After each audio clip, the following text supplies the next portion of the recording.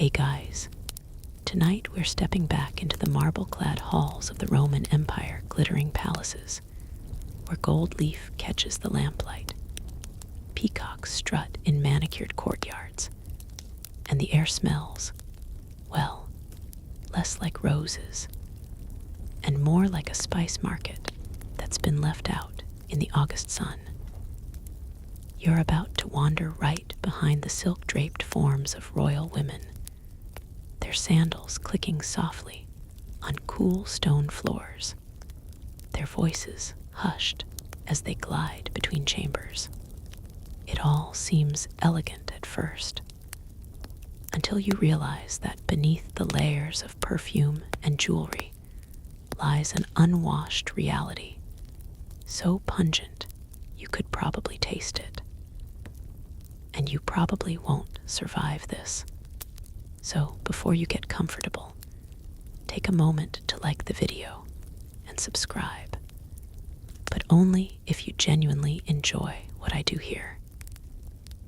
And if you're listening right now from a quiet bedroom, or maybe a late-night bus ride through your city, tell me in the comments where you are and what time it is.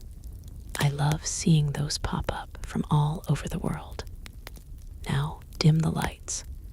Maybe turn on a fan for that soft background hum. And let's ease into tonight's journey together. You begin in the private quarters of an empress, whose name the poets compare to Venus. The room is awash in warm lamplight, flickering over silk curtains dyed with Tyrian purple. The first thing you notice, before the rustle of attendants moving like shadows, is the scent. It hits you like an ornate battering ram. Layers upon layers of imported perfume, crushed rose petals from Paestum, spikenard from India, cinnamon from Arabia, and just a whisper of saffron that cost enough to feed a whole insula of tenants for a week. The Empress hasn't bathed in well. No one's actually keeping track, but you can tell it's been a while. Bathing, after all, is for public show in the thermae, and she's not in the mood for the scrutiny. Here in her own wing, she prefers the quick solution: drown the smell. Her chief perfume slave approaches with a bronze amphora and begins pouring oil onto her skin, rubbing it in with gentle, practiced strokes. You catch the sheen on her arms and neck, almost beautiful, if not for the faint hint of stale sweat underneath, a reminder that this is more cover-up than cleansing. The historical fact here: Roman elites genuinely loved perfume. Pliny, the elder, complained that in his day, scent cost more than its weight in gold, and the empire imported enough from the east to fill amphora after amphora.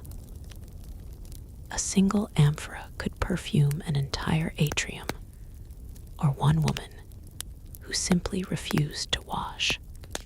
The quirky bit: some formulas were intentionally strong enough to cling for days, even weeks, so a wearer could go that long without a proper bath. Your nose tells you this one's been holding on for at least 3 banquets. Historians still argue whether the overuse of perfumes was purely an aesthetic choice or a social signal, a way for noblewomen to declare they were above manual labor and the grime that came with it. You, meanwhile, can only think that no matter the status symbol, it's like spraying cinnamon on a compost heap. An attendant steps closer, grinding more dried petals in a small marble mortar, the rhythmic scrape echoing softly against the stone walls. She sprinkles the powder onto the Empress's hair, a final aromatic veil. It smells faintly floral now, but you know this is the same hair that's been pinned up for weeks, maybe months. Somewhere in there, old oil and dust mingle with the perfume in a heady cocktail you can almost feel coating the back of your throat. You trail the Empress as she moves into a small audience chamber. The walls are covered in frescoes, faded hunting scenes, gods watching from painted clouds. Guests approach, bowing, smiling, complimenting her beauty, their eyes watering just slightly from the sheer force of the scent cloud. You can imagine how it lingers in the air long after she leaves, like a ghost that refuses to move on. Later, she reclines on a couch, eating figs dipped in honey. One hand idly strokes the fur of a small lapdog, who looks both spoiled and mildly sedated. The dog, you notice, smells faintly of the same perfume it's picked up from constant contact. Somewhere, a eunuch fans her with peacock feathers, keeping the air moving just enough to prevent the scent from settling like fog. Your modern mind itches for soap and water, for a quick scrub to lift the oils and sweat from her skin. But here, in this world, the luxury is not in being clean, it's in being scented. The Romans believed that fragrance could mask impurity, that it could elevate the body into something closer to divine. Never mind that under all the myrrh and rosewater, human skin is doing what it always does, producing sweat, shedding cells, collecting the dust of the day. You follow her again, this time to the peristyle garden. The air is cooler here, filled with the sound of trickling fountains and the rustle of laurel leaves. She leans on a column, chatting with another noblewoman who smells equally potent. Together they're like competing incense stalls at a festival. The conversation drifts to politics, to rumors of a senator's affair, to the quality of the last shipment of cinnamon. It's all very genteel. And yet, every breeze carries that telltale undertone of human funk under all the imported spice. As evening deepens, she returns to her quarters. A servant brings more oil, not for cleaning, but for another rub down before bed. This one is heavier, thicker, meant to keep her skin soft. It will soak into the sheets, joining layers of old oils already embedded there. You can smell it even from the threshold, sweet, musky, with a sharp edge that catches in your nose. Lying there, she seems content, unconcerned with what's beneath the scents. The marble floors stay cool, the lamps burn low, and the faintest night breeze slips through the window. For her, this is luxury, the feeling of being wrapped in layers of rare aromas, each telling the world she's important enough to never smell of toil.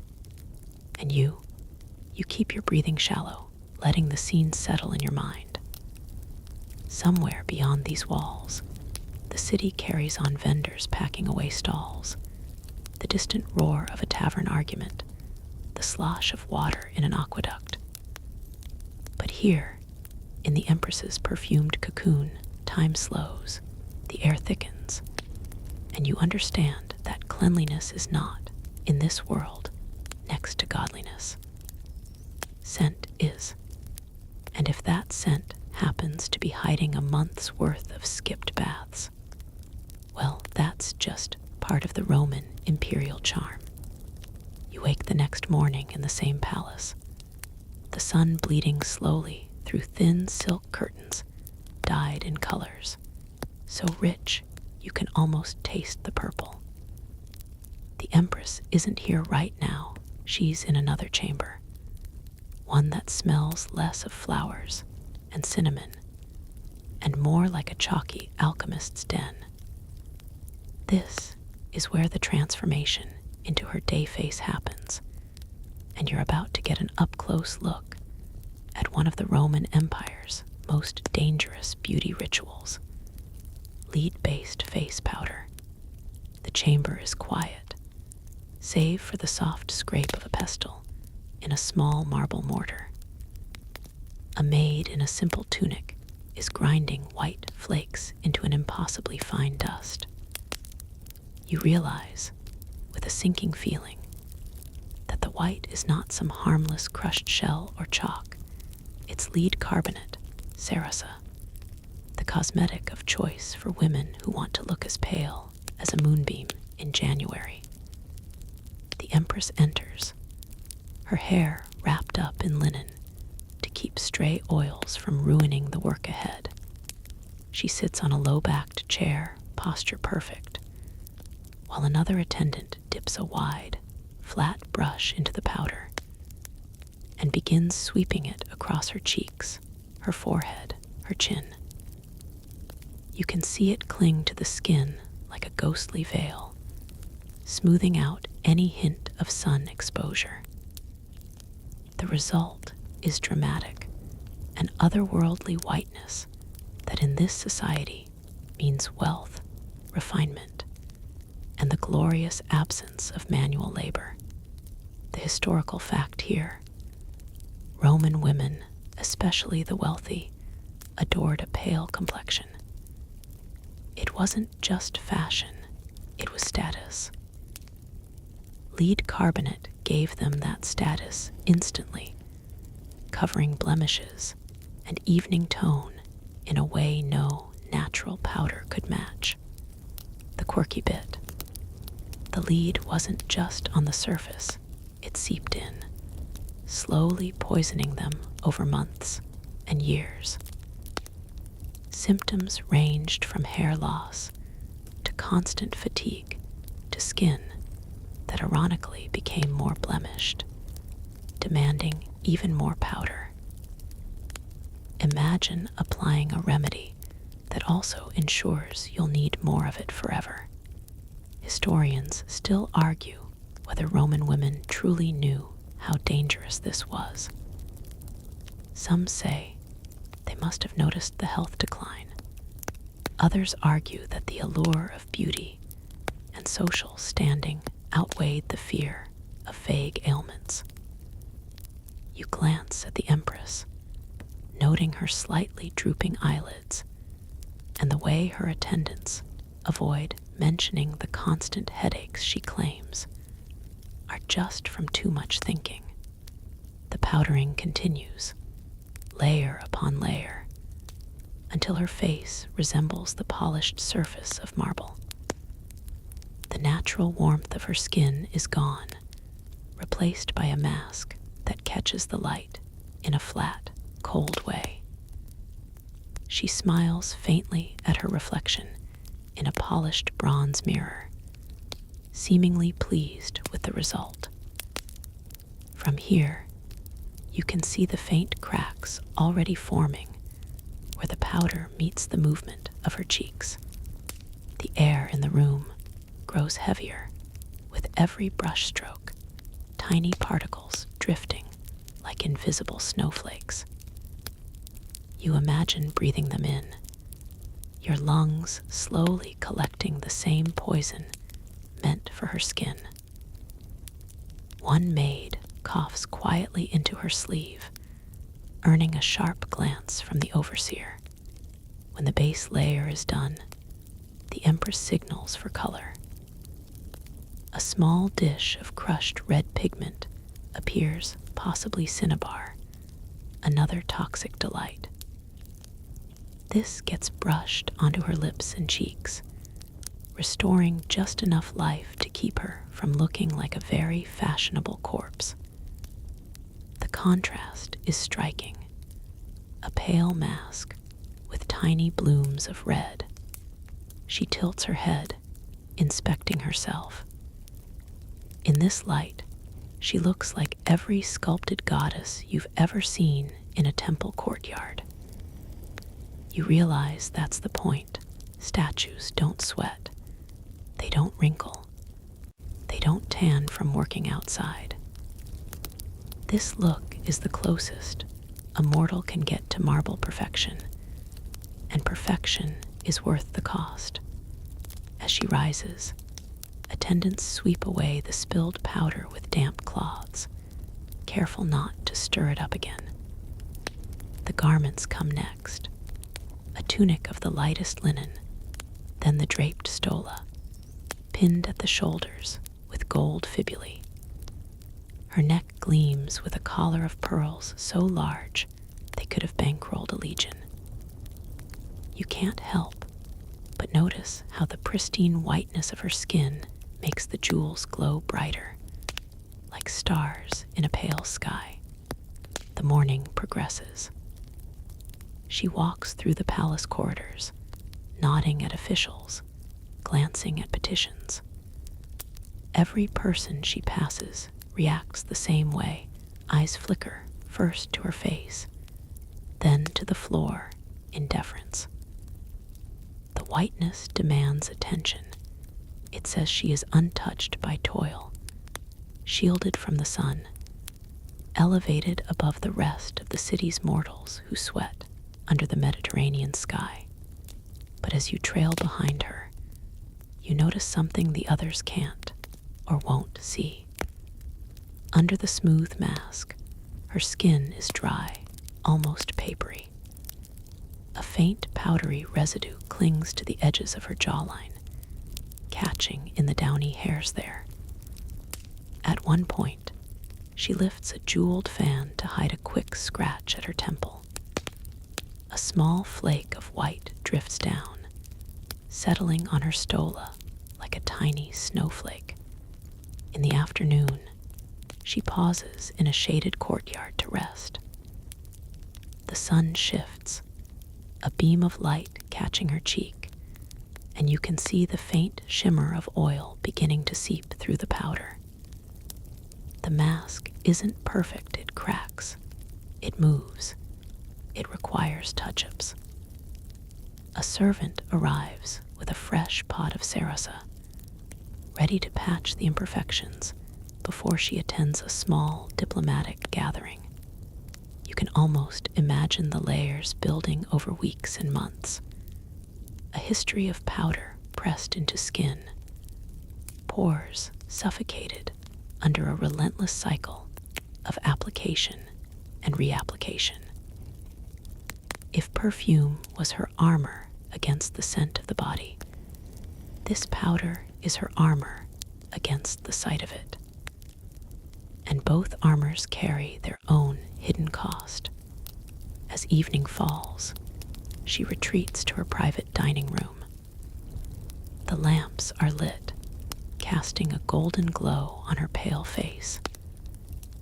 Around her, dishes of olives, fish, and honeycakes are laid out, their scents mingling with the faint chemical tang of her makeup. You realize that the smell of lead carbonate is faint, but distinct, sweet in a way that doesn't belong to food. By the time she rises from the table, the powder is beginning to show signs of wear again. Tomorrow, the ritual will repeat. Grind, dust, layer, bloom with red. Each day, she will look exactly the same, as though time itself refuses to touch her. But you, walking in her shadow, know that time is touching her in a far more insidious way. Hidden beneath that perfect marble mask, you drift down the palace steps with her entourage, the marble still holding the heat of the previous day. It's early evening, the sky a deepening blue, and there's a faint breeze carrying the scent of street vendors hawking grilled fish and honeyed pastries.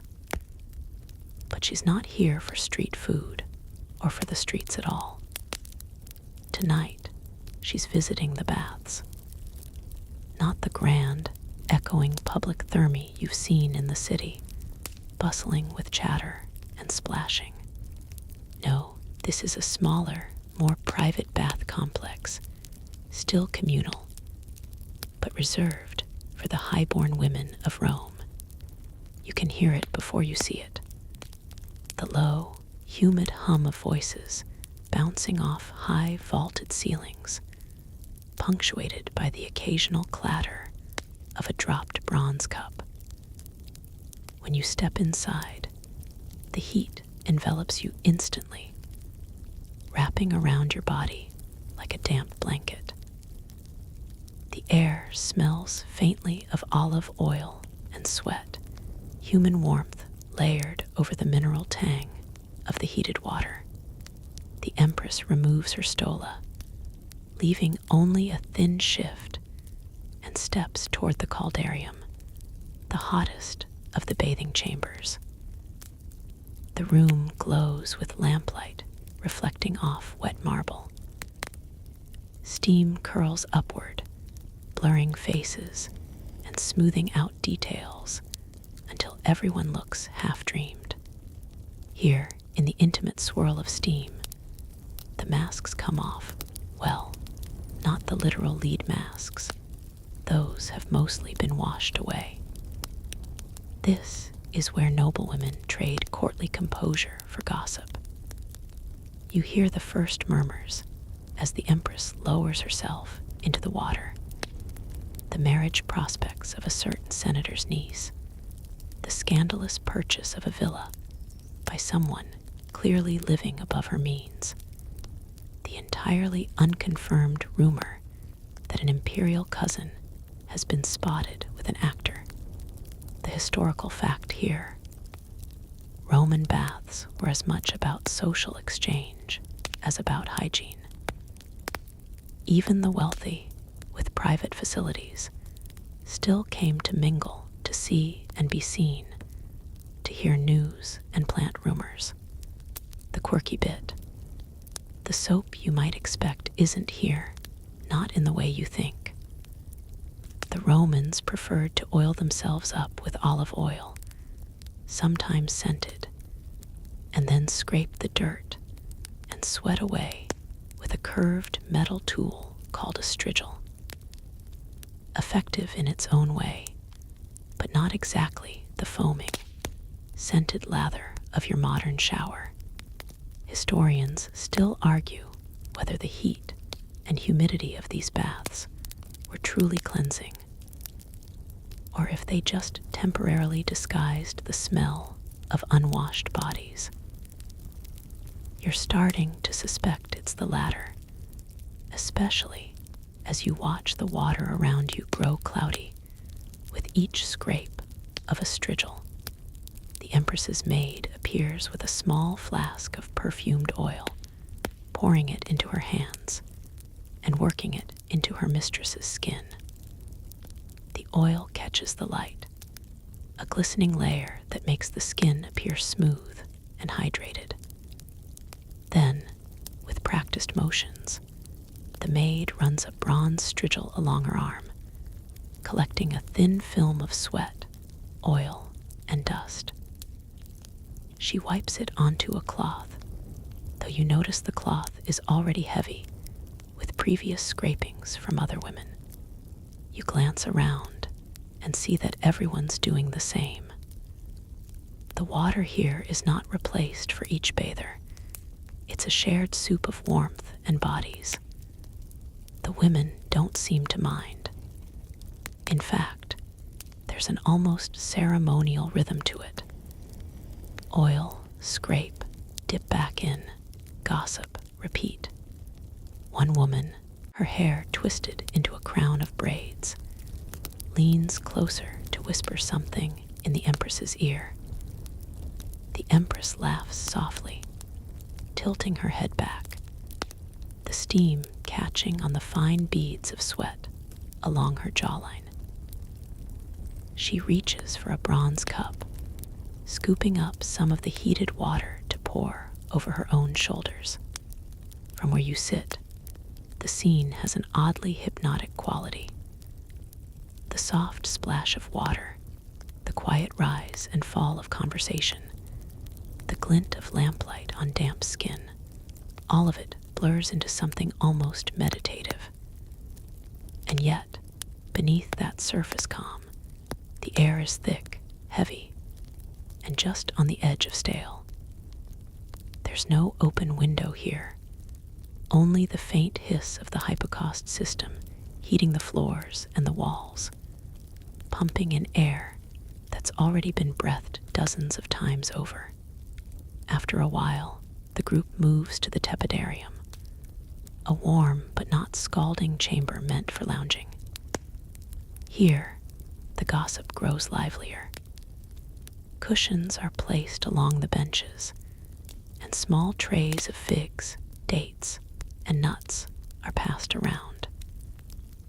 The women recline like goddesses in a painted frieze, except their skin is still slick with oil, and the heat is making their hair stick in damp tendrils. The Empress listens, nodding, occasionally offering a carefully measured remark. You notice she never reveals too much. Instead, she lets others fill the space with their words. In a world where every sentence could be carried beyond these walls, discretion is as important as beauty. By the time the group moves to the frigidarium, the cool plunge pool, you're almost grateful for the shock of cold. The Empress steps in slowly, her breath catching as the water closes over her shoulders. The sudden chill tightens the skin, wipes away the last traces of oil and sweat, though, truth be told, not all of it. As they dress again in fresh shifts and layer on the stolly, you see a new sheen returning. The light touch of perfume dabbed at the neck, the faint dusting of powder at the cheeks. The bath might have been cleansing in its way, but the real goal tonight was connection, shared stories, alliances whispered into the steam, rivalries softened or sharpened over cups of warm water. When you leave, the night air outside feels sharp and clean compared to the bath's heavy atmosphere. You can still smell the faint mix of perfume and oil on the Empress as she walks ahead, her silhouette framed by the torchlight. She seems content, as though the evening has restored her, not just physically, but socially. You realize that for her, bathing is less about removing the grime of the day and more about layering on the invisible currency of influence. And you, still warm from the steam and still carrying the faint scent of someone else's oil, can't quite decide if you've been cleansed or just marinated. The next morning begins in a quieter corner of the palace, where pale light filters through high, narrow windows, and dust motes drift like lazy insects in the air. You're standing just outside a small chamber that smells faintly of chalk, wood ash, and something sharper, almost metallic. Inside, the Empress sits on a low stool, while an older attendant prepares the tools for her dental routine. This is not the minty, foaming affair you might imagine. On a low table, there's a selection of powders in small ceramic jars, one gray, one off-white, one black as soot. The gray is powdered pumice stone, the off-white is ground oyster shell, and the black is finely crushed charcoal. Together, they make up the Roman elite's version of toothpaste, abrasive enough to scour the enamel, but not gentle in the way you've come to expect. The attendant mixes a small pinch of each into a damp paste and hands the Empress a thin, rough cloth wrapped around her index finger. There are no bristled toothbrushes here. She dips the cloth into the paste and begins rubbing her teeth with slow, firm strokes. From your angle, you can see her face tighten slightly at the gritty texture. It's like rubbing sand across glass, and the sound is faint but distinct. A dry scratching in the quiet room. The historical fact here: the Romans valued white, even teeth, as a sign of health and beauty, and abrasive cleaning agents were common among the wealthy. Pumice was especially popular because it could be imported from volcanic regions and ground to a fine powder that still had the cutting power of tiny blades. The quirky bit: charcoal wasn't just for color, it was believed to absorb bad odors from the mouth. This was, in its own way, an early form of breath freshener, though the taste was, let's call it, robust. Some recipes even mixed in powdered bones or antlers, claiming they would strengthen the teeth. Historians still argue whether these abrasive methods ultimately did more harm than good. Yes, they removed surface stains and plaque, but they also wore down enamel over time, leaving teeth sensitive and prone to decay. You watch the Empress wince ever so slightly as she rubs at a back molar, her eyes narrowing in concentration. When the teeth are done, she spits into a small bronze basin, the paste now a pale gray sludge. The attendant quickly empties it into a larger jar. Apparently, even waste products have their place here, to be disposed of later in the palace refuse pits. The Empress rinses her mouth with a gulp of diluted wine, swishing it around before swallowing. Alcohol, they believe, kills the bad humors lingering in the mouth. Next comes the tongue scraping. A narrow strip of polished bone is drawn along the surface of her tongue, clearing away any residue from the powders and the night before. You can almost hear her sigh in relief, though you suspect the sensation is more about removing the rough grit than actual cleanliness. She sits back, satisfied, and reaches for a small jar of honey mixed with crushed mint leaves, a finishing touch to sweeten the breath. The paste is dabbed lightly on the tongue and roof of the mouth, a fleeting burst of flavor before it dissolves. The mint is fresh but fleeting, and the honey leaves a stickiness that will cling to her teeth until the next cleaning. As the attendant packs away the jars, you can't help but notice the faintly eroded edges of the Empress's teeth, the enamel dulled by years of scraping. It's the kind of damage you wouldn't see from a distance, hidden behind her careful smile. But up close, it's evidence of a lifetime's worth of care that was as punishing as it was protective. The Empress rises and moves toward the balcony, where the morning sun is just cresting over the rooftops of Rome. She bites into a fig from a tray brought by another servant. You can hear the faint crunch as the seeds meet her teeth, a sound almost lost in the murmur of the city waking below. She doesn't seem to notice. Perhaps she's long since stopped feeling the small aches that might accompany each bite. From here, the view stretches across the forum, past temples and basilicas, over the clustered roofs of the Subura. The air is sharp with the scent of cooking fires and the faint tang of the Tiber. She stands there for a moment, letting the sun touch her lead-whitened cheeks, then turns back inside. There's a busy day ahead: audiences, letters to dictate, a luncheon with a visiting provincial governor's wife. And of course, her smile must be ready for all of it.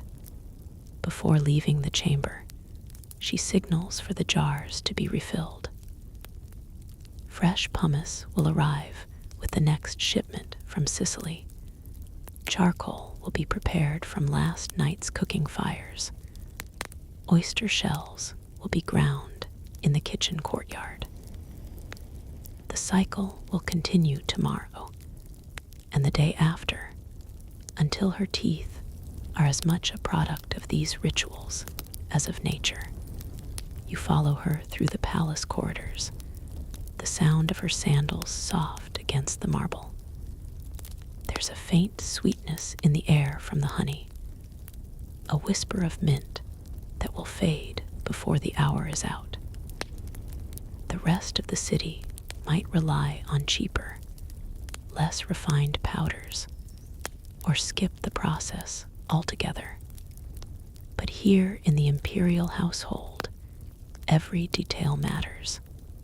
And yet, as you walk behind her, you can't shake the thought that for all the effort, all the imported minerals and precious additives, the result is a mouth that may look clean, but carries the quiet scars of the very care meant to preserve it. It's late summer in Rome now, the kind of heat that settles into your bones and refuses to leave, even after sunset. The palace walls, made of thick stone, do their best to keep the worst of it out. But here in the heart of the imperial quarters, the air is still and heavy. You can hear cicadas buzzing outside the shaded colonnade, their drone weaving with the faint slosh of water from a nearby fountain. Today, you're trailing the Empress into one of the long reception halls, where she's preparing to host a small midday banquet for a group of visiting dignitaries' wives. She wears a stola of pale blue silk, embroidered at the hem with golden thread. It's stunning, almost liquid in the way it moves when she walks. But you notice something almost immediately: the darkened patches under her arms, along her lower back, and behind her knees. The silk clings to her skin in places, the way fabric does when it's soaked through. The historical fact here: Roman clothing for the elite was rarely laundered in the way you might imagine today. Many garments, especially those made of delicate imported silks, were spot cleaned at best, or simply rescented to mask any odors. Full washing risked damaging the fabric, and replacing it was costly, so nobles tended to prolong wear. The quirky bit: in summer, it wasn't unusual for nobles to wear the same garment to multiple events, sometimes days in a row, without a proper cleaning. Between occasions, clothes might be hung in a shaded courtyard with censers of incense burning nearby, in the hope that smoke and perfume would refresh them. Historians still argue whether the wealthy genuinely didn't notice the buildup of sweat and oils on their clothing, or if they simply accepted it as part of daily life. You're leaning toward the second theory, as you watch the Empress settle onto a couch, the silk stretching and sticking against her. The banquet begins with chilled wine mixed with honey, served in small, ornate cups. The guests recline gracefully on cushioned couches, laughing behind their hands, adjusting bracelets and necklaces as they talk. The room smells like a blend of perfume, roasting meat from the kitchen, and if you're honest, an undercurrent of human heat that no amount of saffron or cinnamon can erase. The Empress shifts on her couch, and you catch a faint crease in the silk where the fabric has dried in one spot and remains damp in another. Her maid, standing quietly behind her, notices too and discreetly fans her from the side, hoping to keep things from getting worse. An hour passes, and the meal continues.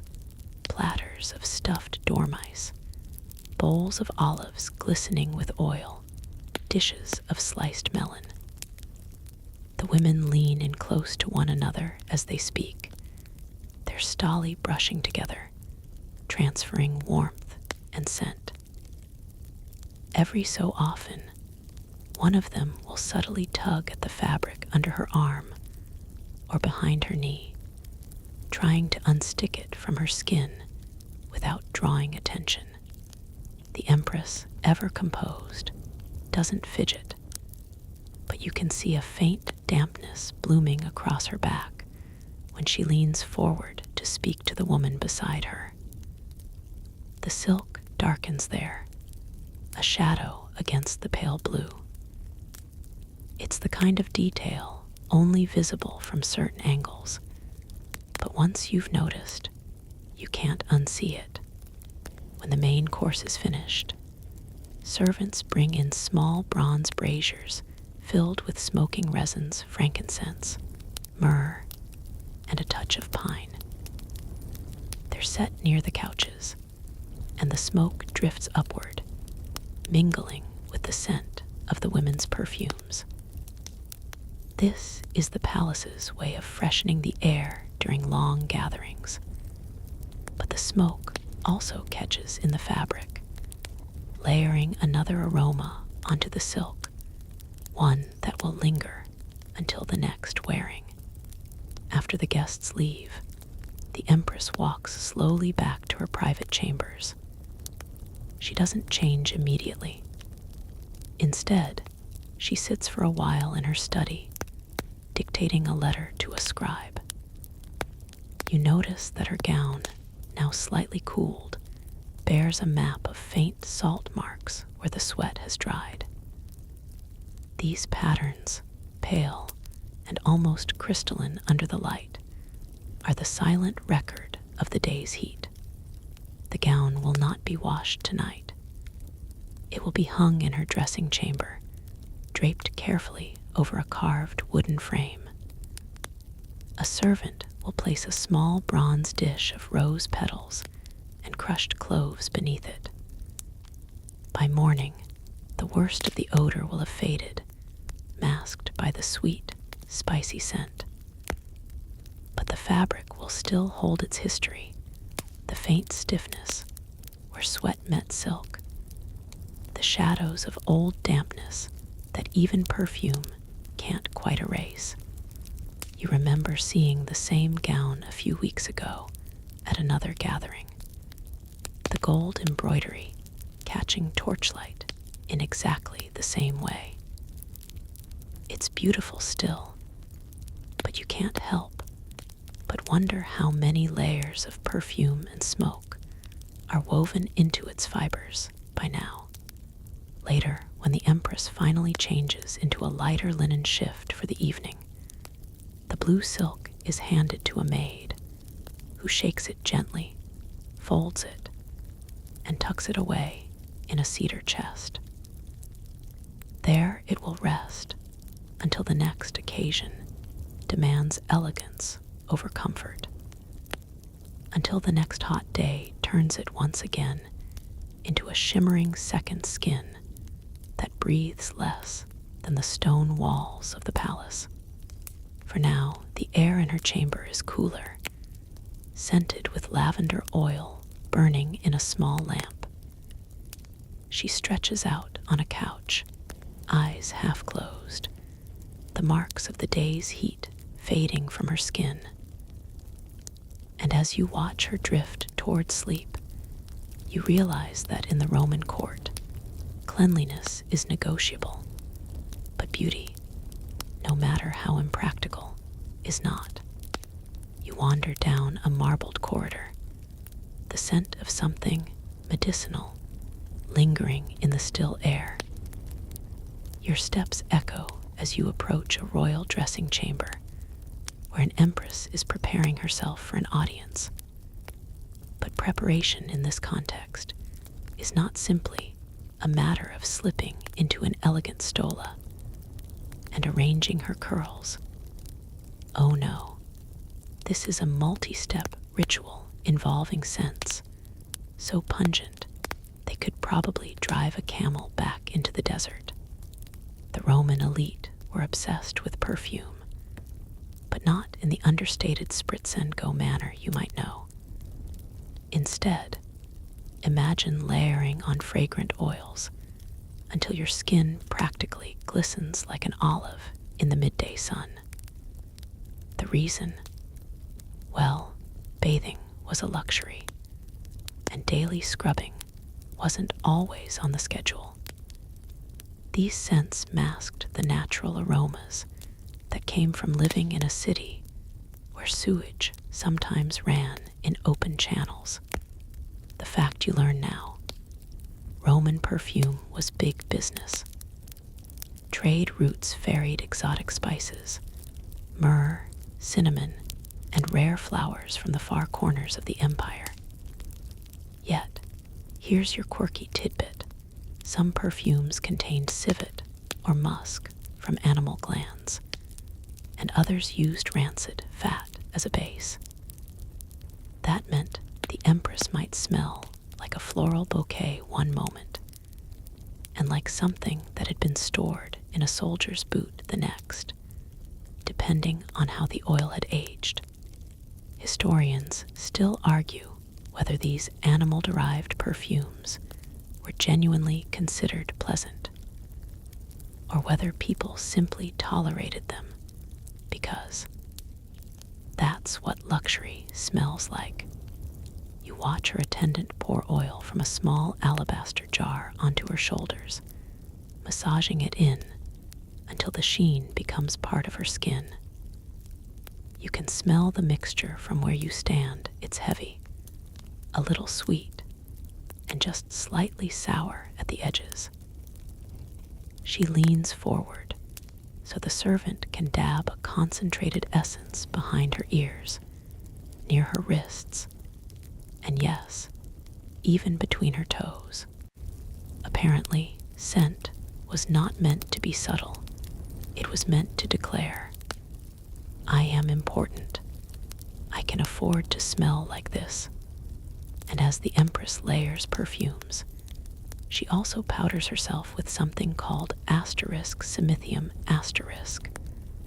a white lead face powder that promised a smooth, pale complexion. Here, S, where your modern brain screams, because lead, as you know, is toxic.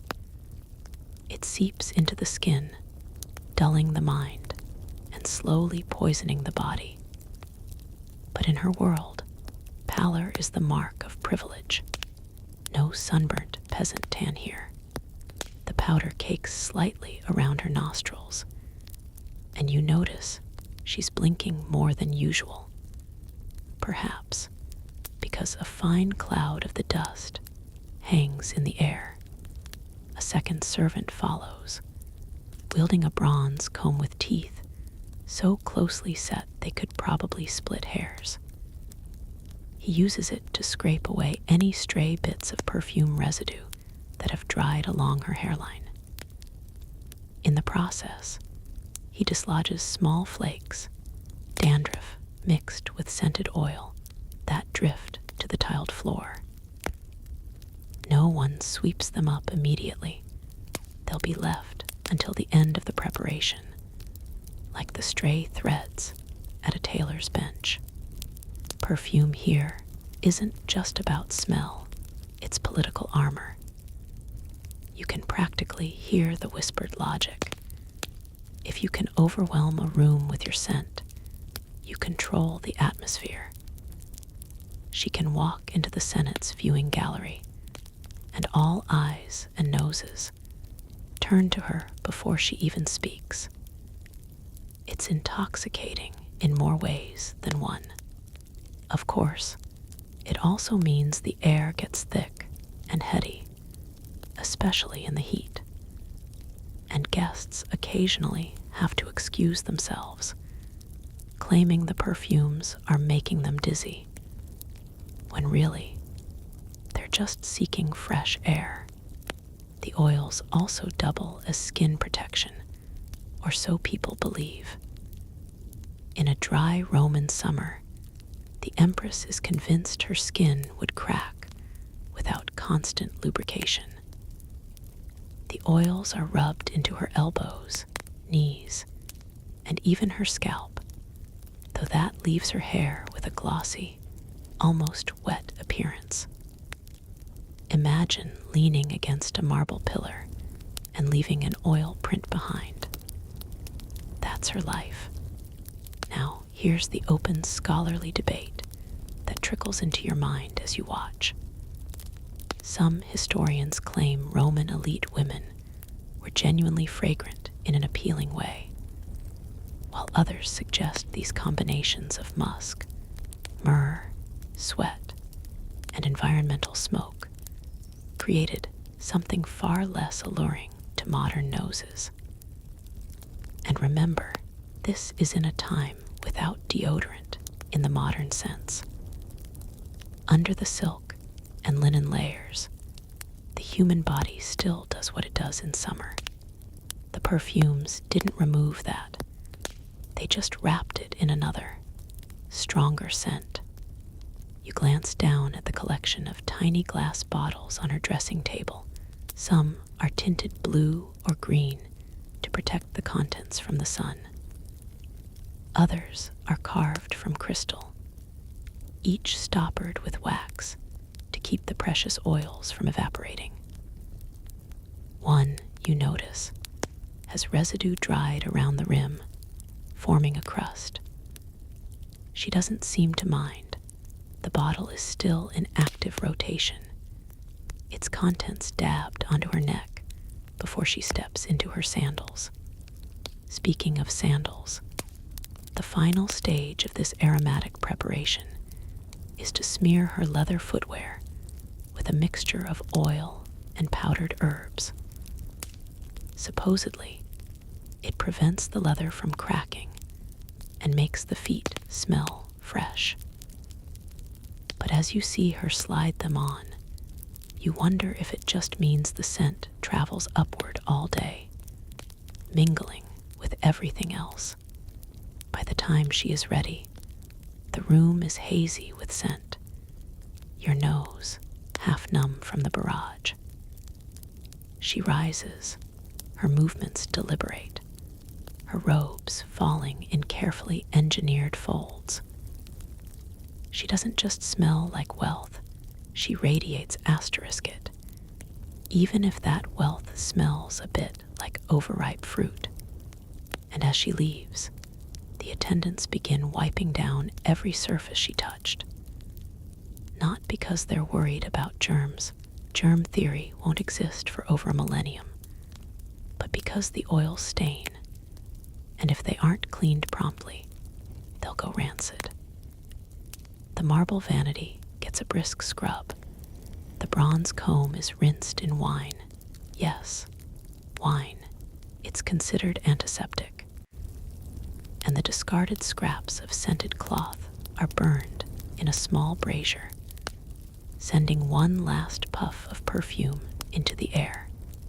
You step into the corridor behind her, your own clothes now faintly perfumed, just from being in her presence. And you can't help thinking masking the smell of unwashed skin with animal musk and lead powder is less about personal comfort and more about playing the sensory game of Roman high society. In this palace, scent is a declaration, a weapon, and occasionally a bit of an endurance test. You find yourself wandering through the echoing corridors of an imperial villa, your sandals whispering against marble floors worn smooth by generations of elite feet. The air is thick with the mingled scents of perfumed oils, roasted meats from the kitchens, and less pleasantly, the faint musk of unwashed wool and human skin. You pass under a high-arched doorway, and there, reclining in casual grandeur, is Julia the Elder, the only surviving biological child of Emperor Augustus, and perhaps one of the most notorious aristocratic women of her age. Her reputation for scandal has outlived the marble of her statues.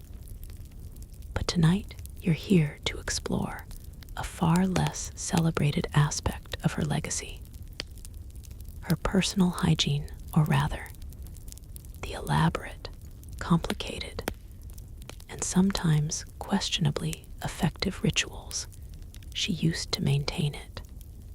You watch as Julia's attendants flutter about her like bees, each one holding some implement or concoction meant to protect her skin and hair.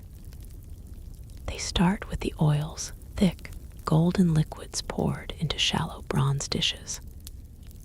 Julia dips her fingers in and spreads the slick substance over her forearms, the oil catching the candlelight. In theory, this practice locks in moisture and protects the skin from dust and sun. In reality, it also seals in sweat and any lingering dirt from Rome's unrelenting summer heat. You can almost feel the layer of oil baking onto your own skin just from watching. The oiling ritual doesn't stop there. A second attendant approaches with something more exotic, an infusion of saffron and myrrh, meant to give her skin a golden glow. The price of saffron alone could feed a small household for a year, but here it's being slathered on in the hope that admirers will see her as radiant and youthful. Historians still argue whether this golden sheen was considered fashionable by all, or if it was Julia's personal affectation, a sort of imperial signature look. You can't help but think it would make shaking hands a slippery and potentially awkward affair. Once her skin glistens to the point of resembling a freshly basted roast, Julia turns to hair care. You've seen the elaborate Roman hairstyles in museums, towering braids, intricate knots, curls pinned in layers that look like architectural drawings come to life. But what you might not realize is that the hair beneath all that pomposity often went weeks without a proper wash. Instead of soap and water, attendants comb through the strands with wooden tools dipped in perfumed oil, working from scalp to tip. This both detangles and perfumes the hair, though it also leaves it heavy and prone to collecting dust and the occasional unfortunate insect. And here's the kicker. The perfumed oils weren't just cosmetic. Some formulas contained ground up rose petals, resin, and even crushed juniper berries, not for their fragrance alone, but because people believed these botanicals repelled lice. Whether or not that was effective is debatable. In an empire where even noblewomen occasionally found themselves scratching, Julia's fragrant head was probably a mixed blessing. You imagine leaning in for a polite conversation and catching the floral aroma, quickly followed by the telltale sight of her hand flicking at her temple. From there, the focus shifts to the mouth. Now, Julia's smile has charmed senators, poets, and foreign dignitaries alike. But you quickly learn that dental care in the Roman Empire was not for the faint of heart. Powdered charcoal, pumice, and crushed bones mixed with honey formed the basis of her tooth-cleaning paste. This gritty substance could, in theory, scrub away debris. But over time, it also wore down enamel, leaving teeth more vulnerable to decay. Historians still debate whether Romans placed more value on white teeth or simply on sweet-smelling breath. Julia's solution was to chew parsley or mint leaves before gatherings, a simple but surprisingly effective trick. The most eyebrow-raising part of the routine comes when she's handed a small amphora of urine. Yes, you heard correctly. Collected from public latrines and allowed to ferment, this substance was valued for its ammonia content, which acted as a bleaching agent. While it was most famously used in laundering clothes, some Roman women experimented with it as a mouth rinse, believing it whitened the teeth. You watch Julia swirl it around experimentally before spitting into a bronze basin, her expression unreadable. You probably wouldn't survive trying that particular beauty hack. All the while, the villa hums with low conversation. Attendants exchange gossip in hushed tones, some glancing nervously at the doorway. Julia's private life was a storm of political intrigue and whispered scandal, and the routines you're witnessing now are as much a performance as a necessity. Maintaining the image of beauty and luxury meant enduring processes that were uncomfortable, time-consuming, and often downright unpleasant. You think about how much of her daily life was dictated not by comfort, but by the expectations of those watching. As the hours pass, the room grows warmer, the lamps sputter, and the air grows even more saturated with oil, resin, and faintly sour sweat.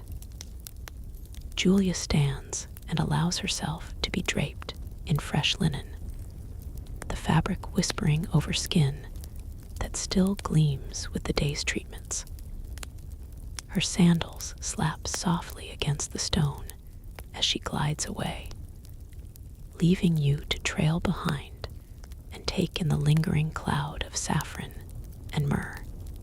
You can almost taste it on your tongue, a sweet, slightly metallic tang that sticks in your throat.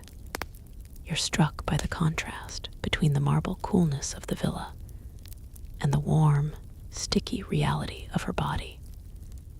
For all the grandeur of her surroundings, Julia's routines reveal her as a person navigating the same human challenges as anyone else in the empire. Heat, sweat, pests, and the never-ending pressure to appear perfect. The difference is that she had an army of attendants and a collection of remedies that ranged from genuinely effective to "you can't be serious." As you follow her into the next chamber, you notice a small bronze mirror lying on a table, its surface polished but not flawless. Julia pauses to check her reflection, tilting her head to study the golden glow of her skin and the careful arrangement of her hair. You realize that for all the discomfort, all the questionable science, these rituals gave her something intangible, a sense of control in a world where her life was otherwise orchestrated by politics and family duty. And maybe, in a strange way, that's the real story here, not just the oils, the perfumes, the ground-up bones, or the urine, but the determination to craft an identity, to hold onto some semblance of personal agency in the middle of the Roman court's relentless theater. You drift through the marble-pillared halls of a Roman palace, and somewhere in the air, there's a faint but unmistakable tang, something between warm milk left in the sun and the sour musk of old sweat trapped in silk. You've already seen some questionable royal self-care rituals, but tonight you're stepping into a particularly odd chapter, the imperial fondness for animal-derived skin treatments, and not just any animal's creatures whose body parts, by modern standards, feel like they belong firmly in the do not apply to face category. Take, for example, the much-whispered goat milk baths. You imagine the empress standing in a steaming tub, not of water, but of pale, creamy liquid, with attendants carefully pouring more from bronze jugs whenever it cools. This was supposed to soften the skin, smooth away wrinkles, and lend a luminous quality that poets compared to moonlight. The mainstream fact here: Romans, especially elite women, genuinely prized dairy in cosmetics. Pliny the Elder recorded recipes for skin masks that mixed goat's milk, bread crumbs, and crushed herbs. But the quirky twist is that sometimes the milk wasn't exactly fresh. It might be curdled, thickened into a pungent yogurt-like sludge before application. You picture yourself standing too close as an attendant ladles the semi-solid mixture into a silver bowl, its surface trembling as if aware of your horror. The empress dips her fingers, spreads it along her cheeks, and you swear you hear a faint squelch. Historians still argue whether the curdling was intentional for extra potency, or simply the inevitable result of summer heat in Rome before refrigeration. And then there's the donkey milk obsession. This wasn't just a one-off. Empress Poppaea Sabina, wife of Emperor Nero, allegedly kept hundreds of donkeys on hand so she could bathe in their milk daily. You might think, surely, this was exaggerated. But ancient authors took it seriously, noting that the milk had to be collected fresh each morning, whisked into the bath before separating, and sometimes mixed with powdered marble or even ground pearls. The idea was to maintain a childlike softness of the skin, which is ironic, considering how much effort went into preserving a look that shouted effortless beauty. You walk past the baths, down a corridor where a smaller chamber smells sharply of honey and animal fat. Inside, jars of thick ointments line the walls, each with its own disturbing origin story. Here's one containing goose grease blended with myrrh, used as a lip balm. There's another jar, its contents a dull, gray paste made from boiled pig marrow and rosewater. An attendant explains that it's a hand cream for winter dryness, though you can't imagine the weather justifying that smell. The mainstream fact here: animal fats were common in Roman skincare, acting as carriers for fragrant oils. The quirky tidbit: some recipes called for fat from specific animals sacrificed during religious ceremonies, as if divine blessing could seep into the skin along with the grease. You're starting to notice a pattern. The more unusual the animal product, the more prestigious the treatment. Ostrich eggshell powder, for example, wasn't just ground for decoration. It was mixed into exfoliants meant to lighten the complexion. Sometimes it was combined with vinegar to create a fizzing paste, smeared across the face in a tingling, slightly abrasive layer. Was this effective? Well, historians still argue whether these exfoliants did much beyond causing minor irritation and the occasional rash. And yet, there's something oddly poetic in the ritual.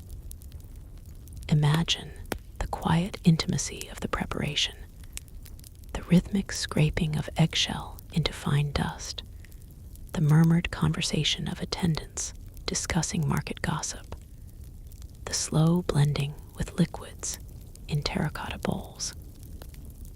You might almost find it soothing, if not for the scent, which is a heady mix of acid tang and the ghost of whatever bird once lived inside.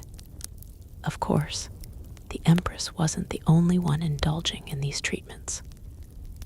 Noble women, courtesans, and wealthy merchants, wives, all mimicked the imperial look, sometimes substituting cheaper ingredients. Goat's milk became cow's milk. Donkey milk baths were reduced to face rinses, and exotic ostrich eggshell might be swapped for common chicken. Yet the prestige came from appearing as though you could afford the truly strange and rare. You pass into a shaded courtyard where laundry hangs on lines, robes, veils, and towels, all faintly stained with the residues of these concoctions.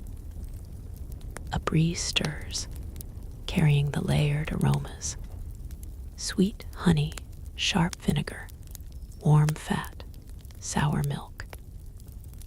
You can almost taste it on the back of your tongue, a lingering phantom flavor that makes you grateful for the distant hum of modern moisturizers in plastic bottles. And as you wander back inside, you think about how far people will go in the name of beauty. Whether it's smearing curdled dairy on your face or grinding pearls into powder, the goal is always the same: to control how the world sees you. The difference now is packaging, branding, and perhaps a bit less goat in the equation. But if you've learned anything by now, it's that history's beauty standards were never clean, never simple, and rarely smelled pleasant. You drift further along marble hallways, past torchlight that throws strange shadows on frescoed walls, and you arrive at a chamber that smells faintly of beeswax, incense, and rather more persistently, of a human body that's been recently swaddled in unguents. This is the perfume room, and tonight's subject is one of Rome's lesser remembered empresses, whose name survives mostly in lists and family trees, but whose love affair with musk oils could fuel a whole scented candle empire. You watch her seated in a cushioned chair, a silver bowl before her, as two attendants carefully stir a blend of imported Arabian myrrh, Libyan myrtle oil, and something a little earthier, civet paste, perhaps, from the anal glands of civet cats, prized for its longevity. You wrinkle your nose just slightly. The raw ingredient is notoriously pungent before dilution, and you can't help thinking it smells like someone locked a ferret in a bread oven. The mainstream fact here: perfumery was a well-established art in the Roman Empire, with vast quantities of spices and oils imported from across the Mediterranean and beyond. Fragrant balms were not only for the body, but also for clothing, hair, and even furniture. The quirky tidbit: some recipes, preserved in fragments of ancient perfumers' manuals, include additives like crushed oyster shells to fix the scent, or even minute amounts of tar, believed to make the fragrance more robust. Historians still argue whether such more unusual additives were genuinely intended for human wear, or if they were for ceremonial incense mixtures instead. Though when you breathe in this heady, almost suffocating perfume cloud, you suspect the wearer simply wanted to leave a trail in every room. As the attendants massage oil into her skin, they avoid bathing her entirely. Water is, after all, considered dangerous in winter, and she insists it saps her strength. Instead, this scented anointment is the substitute. You imagine the mixture slowly forming a slick layer over the skin, a physical barrier that traps both aroma and the faint musk of her own body. In her mind, she's armoring herself against decay.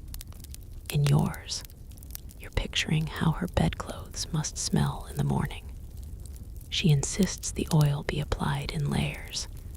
First, a thin coat of rose, then the musk blend, then a final sweep of saffron-infused olive oil. You've seen kitchens prepare lasagna with less fuss. The result is a complex scent pyramid that's meant to unfurl slowly over hours, though you suspect that within 30 minutes, the saffron will be overwhelmed by the musky civet. There's an almost ritualistic hush to the whole process. The Empress murmurs about omens. If the perfume drips onto the left sandal, the day will bring good fortune. If it splashes onto the floor, a guest will bring news. Her attendants nod, though you catch the smallest flicker of eye roll in the mirror's reflection. The stone floor here is scattered with empty amphorae, their clay necks stained with oily residue. Each one once carried a fortune in imported scents. The empire's trade routes stretch to India and beyond, so every drop is a luxury drawn from thousands of miles away. You notice a darker jar tucked behind a column, its stopper carved with a lion's head. Inside, you're told, is antique oil, a blend that's been maturing for years, perhaps decades. The idea is that aged oil develops a mellow, richer aroma, though in reality, it often turns rancid. You catch a whiff, and it smells complicated.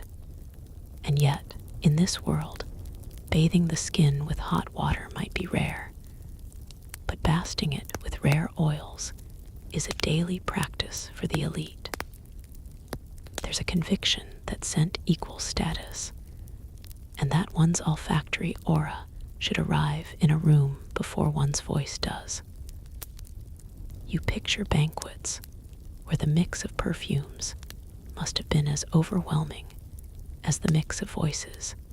Cinnamon from one corner, spikenard from another, a sea of smells jostling for dominance. The Empress herself seems deeply content as she's anointed, her eyes half closed, the gold pins in her hair catching the flicker of the lamps. When she finally rises, the air around her shifts. You're engulfed in an invisible cloud, a moving pocket of sensory overload. It clings to you even as you step back, making you wonder if you'll smell like her until morning.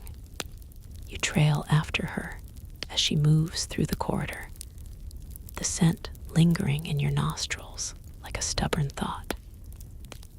You pass a bust of another royal woman, one you met earlier in your wanderings, and you remember her fondness for crocodile dung sunscreen.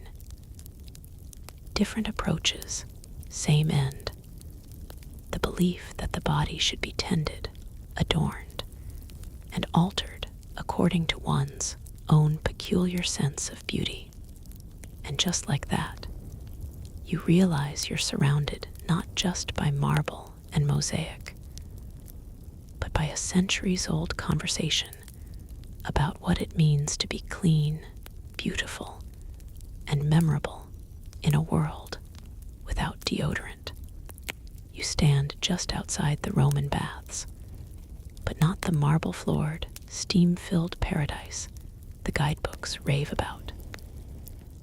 No, this one is smaller, dimmer, and smells faintly like the back corner of a laundromat that's also trying to ferment wine.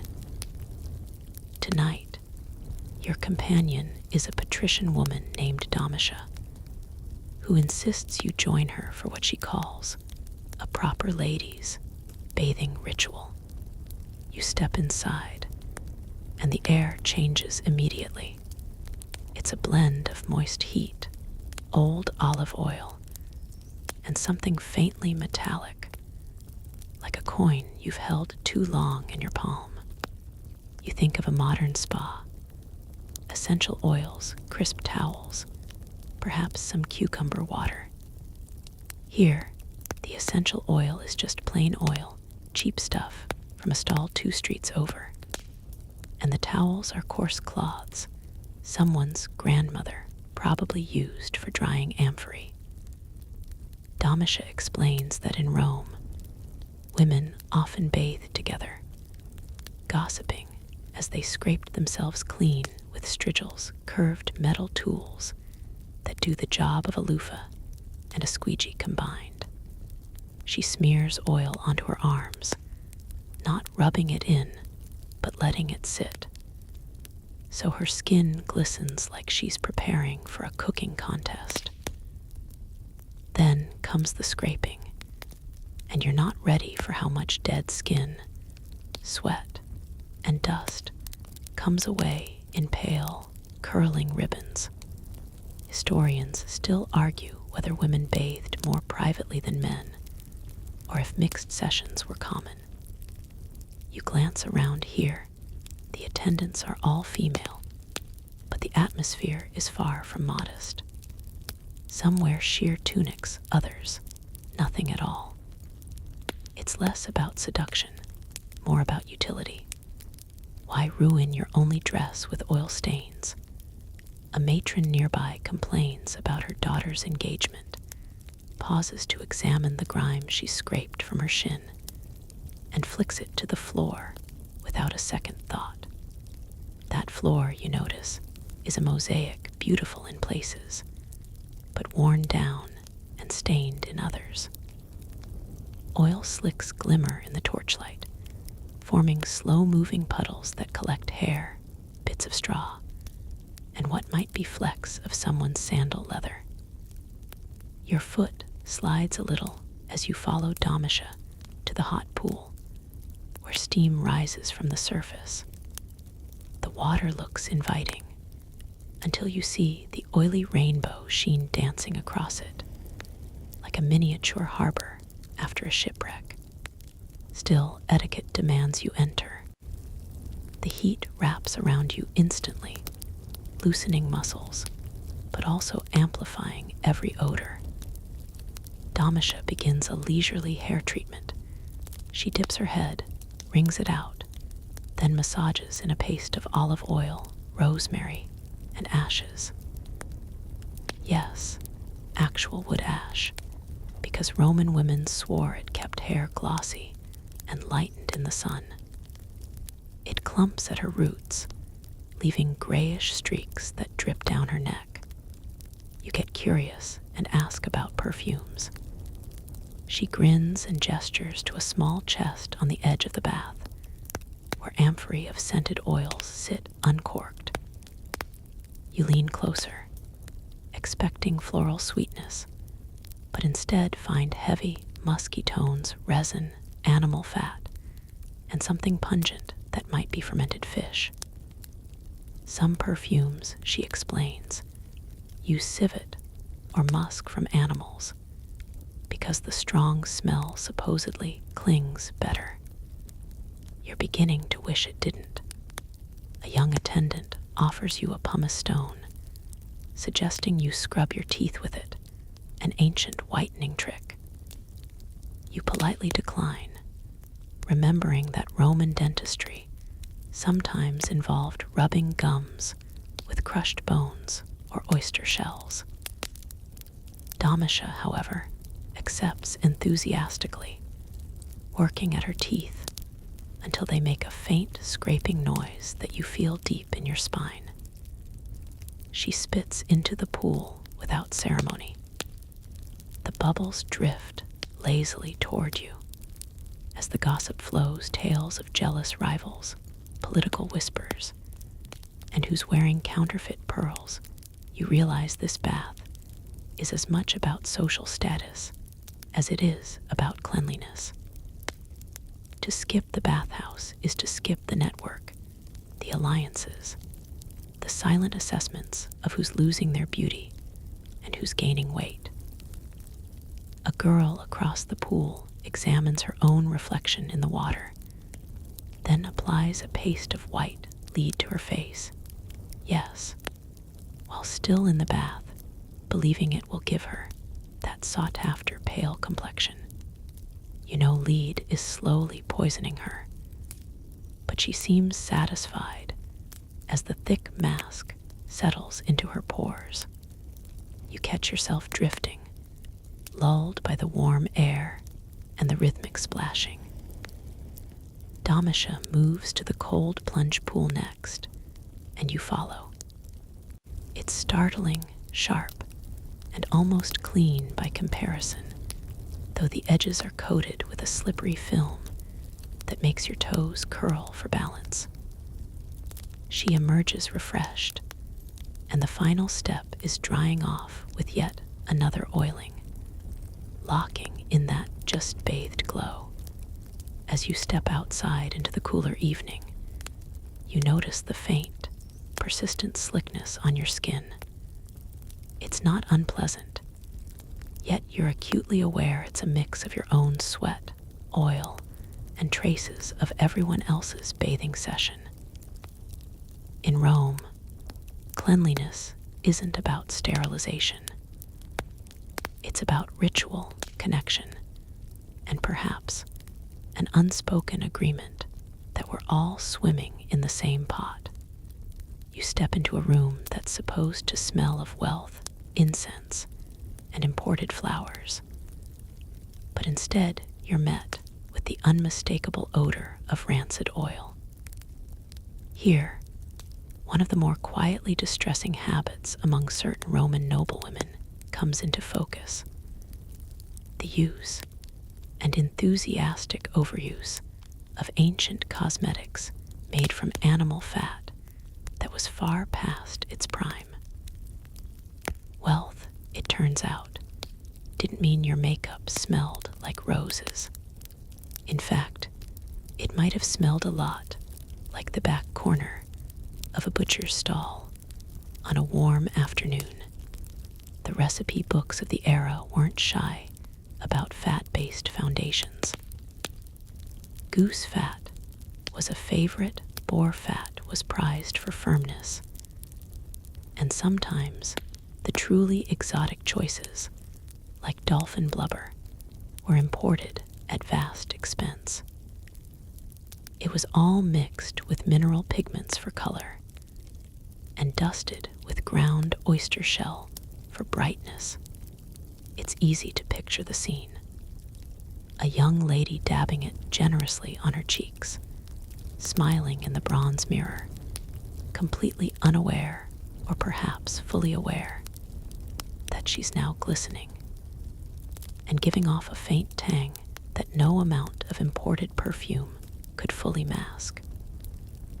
Historians still argue whether this cosmetic choice was driven more by fashion's demand for a pale, smooth complexion, or by sheer adherence to tradition. But either way, the olfactory effect could knock you sideways. The quirky detail here is that these creams weren't just applied in the morning.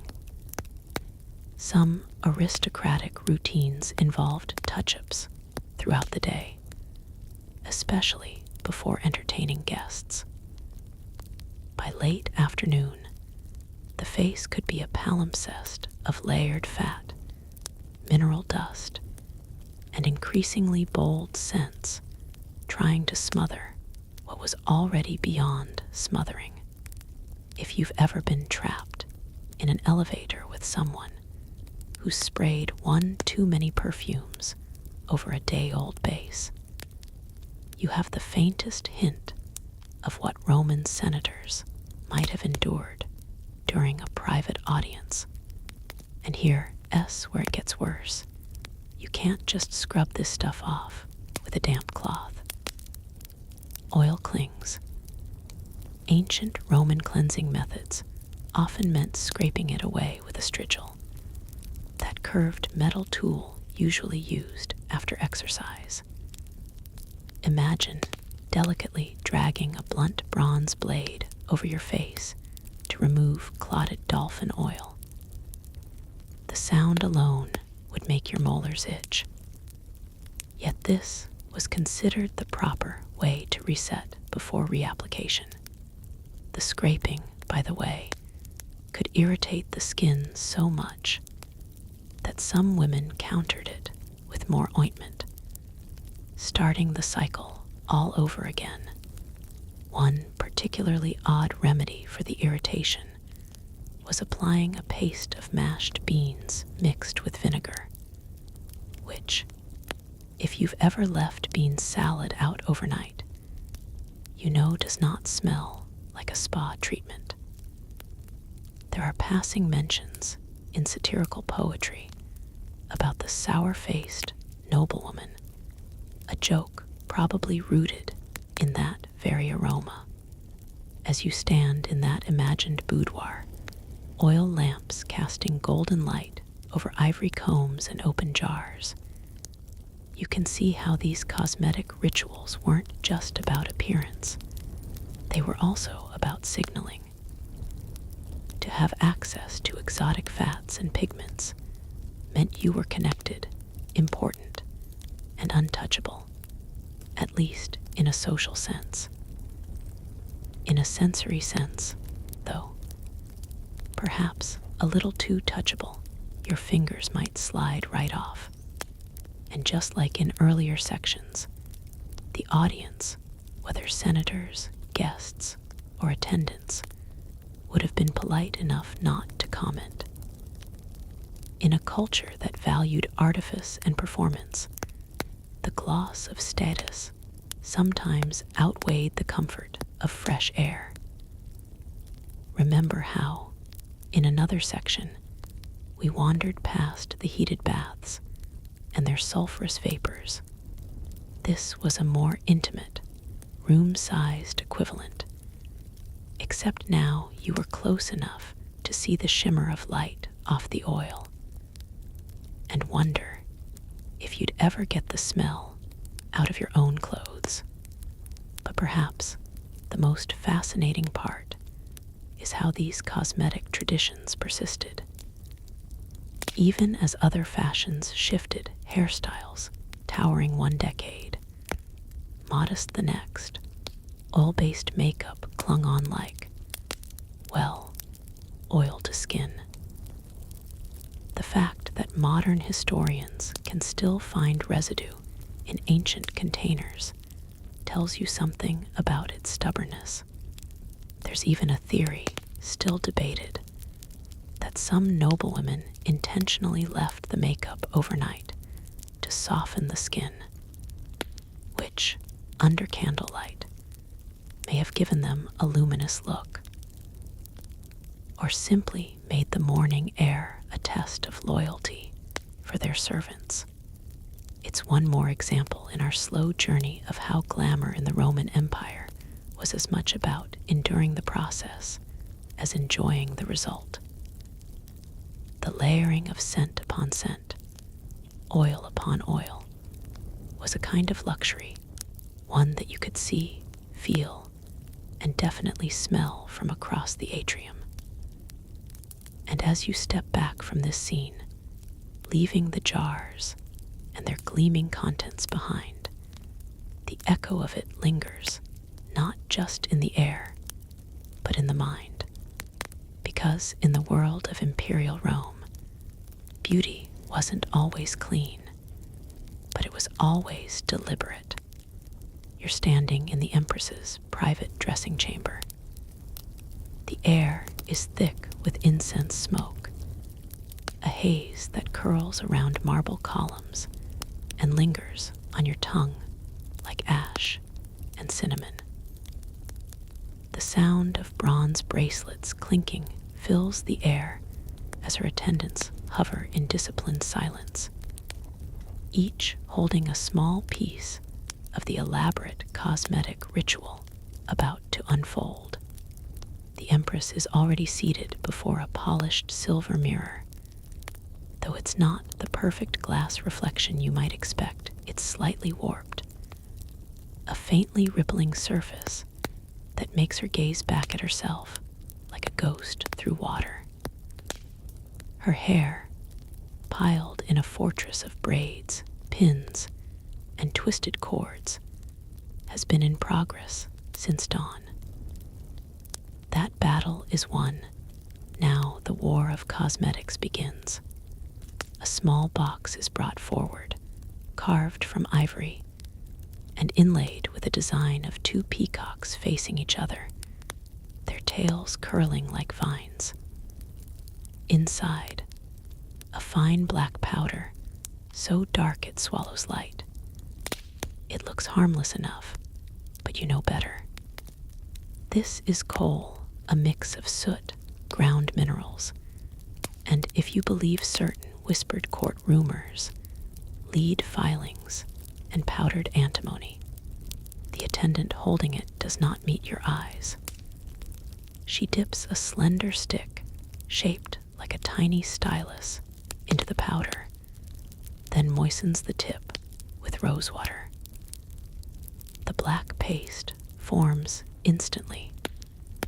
She leans in toward the Empress's left eye, and you watch as the dark line is drawn along the waterline. The Empress blinks once, twice. It stings. You see it in the small tightening of her mouth, the faint flex of her nostrils. But she says nothing. A Roman empress must never flinch, not for politics, not for childbirth, and certainly not for beauty. Another line, then another. The powder smells faintly metallic now that it's wet, as if the room itself is exhaling from a chest made of bronze.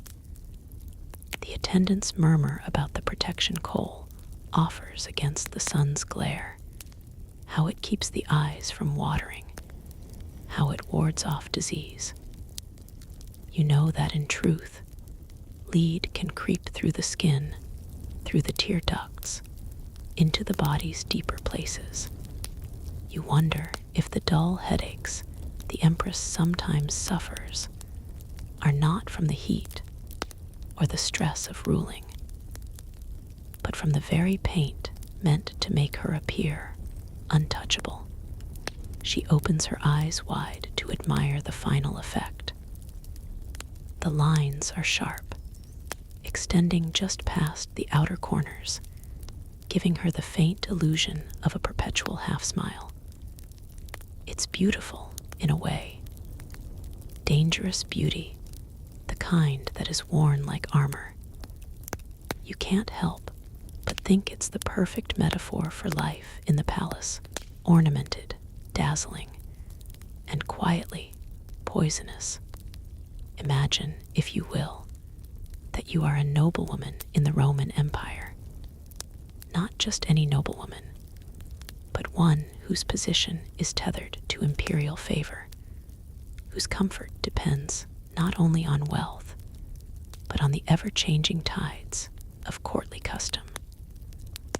You live in a marble villa with mosaic floors that tell stories under your feet, columns that hold up your world like the gods holding up the sky, and servants enough to fill a small amphitheater.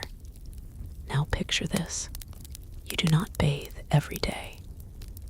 You don't even bathe every week. Your schedule is, by modern standards, something between occasional and ritualistic. In the empire's colder provinces, such as Britannia or Germania, winter might pass with no full body washing at all, the cold seeping into bones and pipes alike, making the idea of stripping naked in cool air about as appealing as an uninvited Senate tax audit. Instead, bathing is seasonal. There is the grand spring cleanse, when the air begins to warm and the birdsong feels newly minted. This is when you finally commit to the idea of submerging more than your hands and face in water.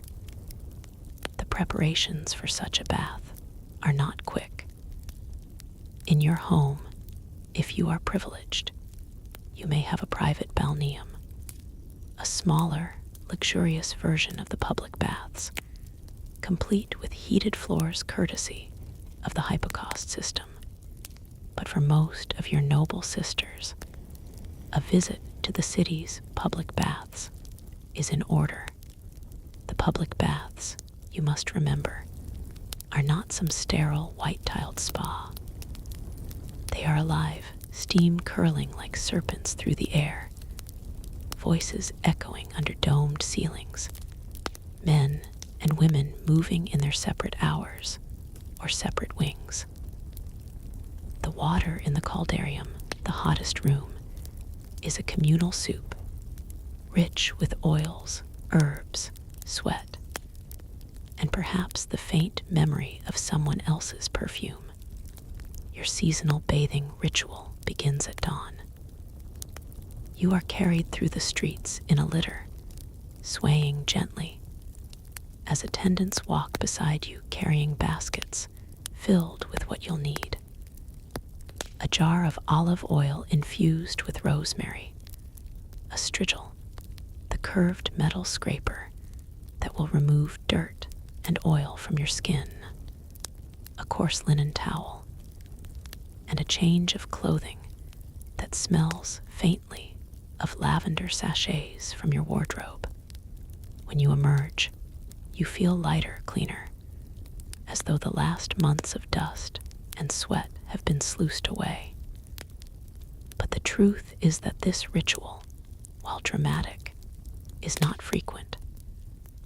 For the rest of the season, you will maintain cleanliness with small ablutions, washing hands, face, perhaps feet. Perfumed oils mask the in-between days until the next season's great bath arrives. In summer, bathing becomes slightly more frequent, though still far from modern habits. The heat makes the body restless, sticky. Wealthy women sometimes arrange midday baths to refresh themselves before the evening meal. But water is precious in certain provinces, and perfumes, scented cloth wipes, and floral garlands are used liberally to give the impression of cleanliness, even when the reality is, well, questionable. Autumn baths are practical, preparing the body for the cold months ahead. Herbs like sage and thyme might be added to the water or oil, their strong scents clinging to the skin. And in winter, oh, winter, you might go months without a true immersion. Instead, warming oils and dry rubs are used, layered under heavier perfumes that mingle with the scent of smoke from the brazier fires. This seasonal rhythm of bathing creates a strange paradox. On the one hand, the moments of actual washing become something to savor and event, a sensory feast of heat and scent and touch. On the other, the long stretches between those events create a background aroma to daily life that is simply accepted. Everyone smells faintly of themselves, their clothing, their oils, and the places they've been. The empire runs on marble, ambition, and a collective tolerance for human scent. It is, perhaps, a comfort to remember that even the empress follows this seasonal rhythm. She, too, endures the months of oils and perfumes between true baths, her beauty sustained less by water than by ritual. And when she finally steps into the warm steam of spring, you know the empire breathes a little easier. Imagine for a moment the height of summer in ancient Rome, the kind of heat that doesn't politely press against you, but fully wraps itself around you like a damp wool blanket you never asked to wear. The marble floors of the palace radiate the day's warmth back into the air. The heavy curtains trap what little breeze there is. Even the mosaics seem to be sweating, and in the middle of this suffocating luxury sits the empress, poised like a statue, not because she is comfortable, but because, if she moves too quickly, she will reveal a truth everyone is pretending not to notice. She has not bathed in several days. Bathing in Rome was a ritual of politics and display. But for a woman of her rank, going to the public baths meant entering a realm where gossip flowed more freely than water. It meant enduring the stares, the whispers, the possibility that some senator's wife might notice the faint bruise on her arm and begin imagining stories about its origin.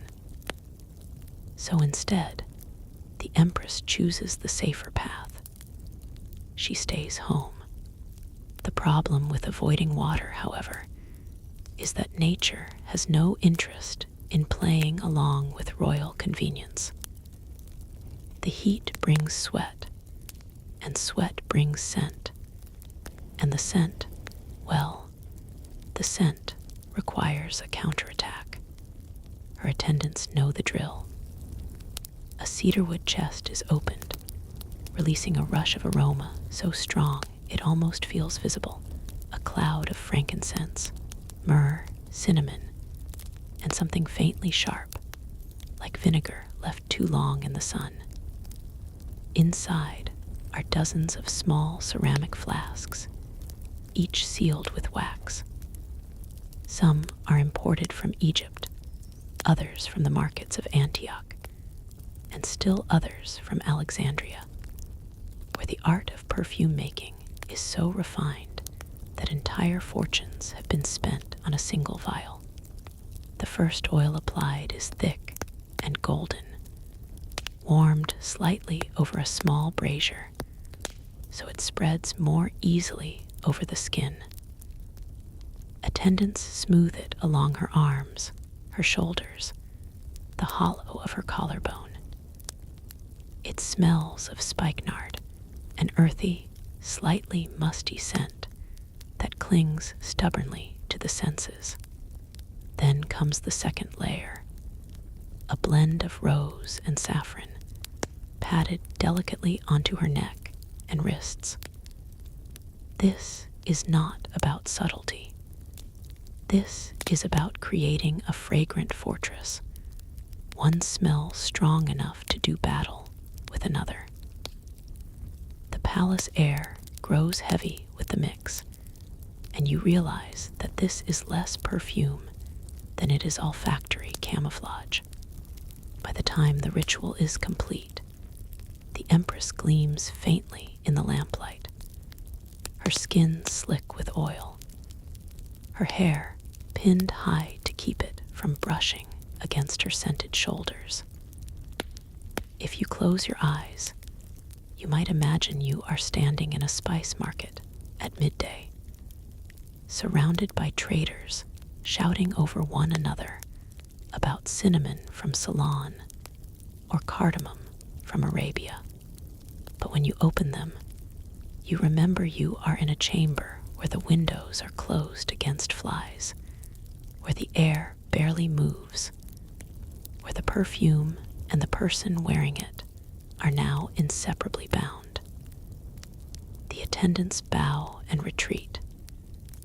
The Empress exhales, satisfied. She smells divine, whether that divinity masks something far more mortal, is a truth left politely unspoken. If perfume was the Roman empress's weapon against body odor, then hair was her battlefield for patience, pain, and questionable priorities.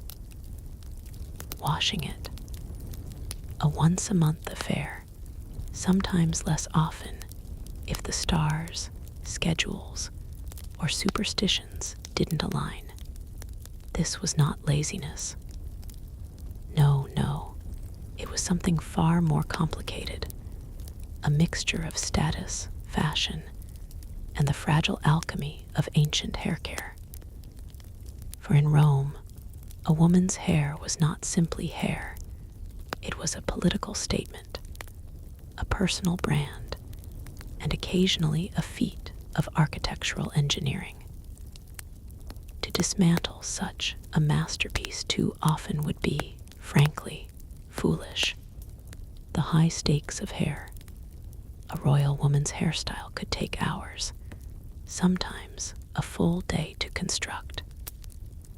It involved braiding, twisting, pinning, weaving in ribbons of dyed wool, or attaching sections of hair from slaves, or imported wigs from Germany, prized for their thick, pale strands. These constructions could tower several inches above the scalp, adorned with jewels, pearls, and occasionally even gold threads. Once completed, this towering edifice was expected to last. Why waste all that labor for just a single day? Washing hair meant dismantling the entire structure, soaking the strands, waiting for them to dry, a process that could take hours without modern dryers, and then starting all over again. In other words, if you washed your hair too often, your poor attendants might mutiny. The ancient shampoo problem. Even if an empress wanted to wash her hair more frequently, the process itself was not exactly inviting. Ancient shampoo was usually a combination of crushed herbs, ashes, vinegar, or even fermented urine, depending on availability and desired effect. Urine, believe it or not, was valued for its ammonia content, which could cut through oil and brighten blonde shades, or at least brighten in the sense that one might brighten copper by scrubbing it with acid. It's clean, but not necessarily gentle. Vinegar was also popular, both for removing buildup and for leaving behind a faintly sour tang that blended unpredictably with the perfumes applied afterward. Washing days were messy, smelly, and left hair feeling rougher than before. You can see why a once-a-month schedule might have felt entirely reasonable. The dusting method. In between washes, there were workarounds. Attendants might sprinkle fine powders, often made from ground-up minerals or dried flowers, into the roots to absorb oil and mask odors. Think of it as ancient dry shampoo, though the scent could be far more aggressive. Imagine talcum powder mixed with powdered iris root, cinnamon, or even ground charcoal for darker hair. After application, the hair would be gently brushed, though gently was a relative term in the ancient world. Brushes were made of stiff animal bristles or carved wood, and they didn't so much glide through tangles as forcibly persuade them to leave. The itch factor. Now let us address the obvious. Going a month without washing your hair, especially in the Roman climate, had consequences. Sweat, dust from the streets, oil from the scalp, perfume residue, and the occasional gift from a passing louse could all take up residence. There are recorded complaints, never from the Empress herself, of course, but from gossipy court observers of women subtly scratching at the back of their necks during banquets. The polite fiction was that they were adjusting a necklace or smoothing their gown. The less polite reality was that something in the elaborate braids was moving that should not have been moving. A royal wash day. When the long-awaited wash day finally arrived, it was a spectacle. First, the pins, ribbons, and jewels were carefully removed, often with each piece placed in a labeled box so it could be replaced exactly as before. Then the braids were unwound, sometimes revealing hair that had been so tightly coiled it sprang back into odd shapes, like a ribbon fresh out of a spool.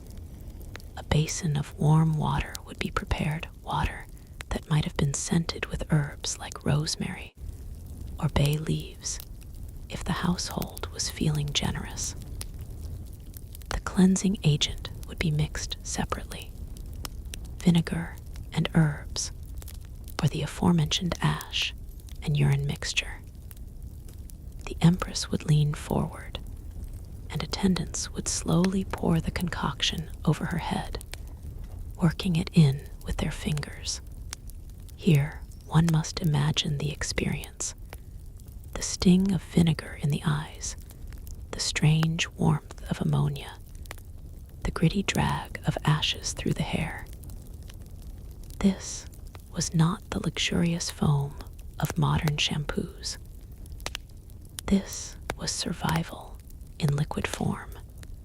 Once rinsed, the hair would be combed out and left to dry in the sun or near a brazier. The hours of waiting were sometimes filled with other grooming tasks, nail trimming, eyebrow shaping, or the painstaking plucking of underarm hair, another Roman preference for women. By evening, the hair would be ready to style again, and the cycle of elaborate construction would resume, ensuring that no one would dare undo it again for at least several weeks. The scent legacy, even freshly washed, hair carried the ghost of its past. Oils, perfumes, and smoke from the palace torches had seeped deep into the strands over time, and no single wash could erase it completely. For some, this was a mark of wealth after all. The poor had nothing in their hair but sweat and dust. whereas the empress's locks were practically a tapestry of luxury's aromas. For others, well, they might have politely moved one seat further away at the feast, and so hair washing remained a rare, ceremonious, slightly dreaded event. It was a reminder that in the Roman court, beauty was not about comfort, it was about endurance. By the time you arrive in the softly lit chamber of an imperial Roman palace, the day's first light is barely peeking through latticed windows. There's a haze in the air, not smoke exactly, but the mingled perfume of burning incense, crushed herbs, and the faint animal fat smell of oil lamps. A lady of high rank reclines on a cushioned bench, head tilted slightly back, eyes closed, not in prayer, but in preparation. This is her cosmetes moment. A small table in front of her holds a collection of tools. Tiny bronze spoons, delicate ivory sticks, miniature pestles and mortars, and an array of small pots, some carved from alabaster, others simple clay. But the most prized among them is a tiny, dark container of kohl, the cosmetic that will transform her eyes into pools of mystery, depth, and danger. Or at least that's the promise. The Roman obsession with kohl. While Romans did not invent kohl, it had been used for centuries in Egypt and the Middle East.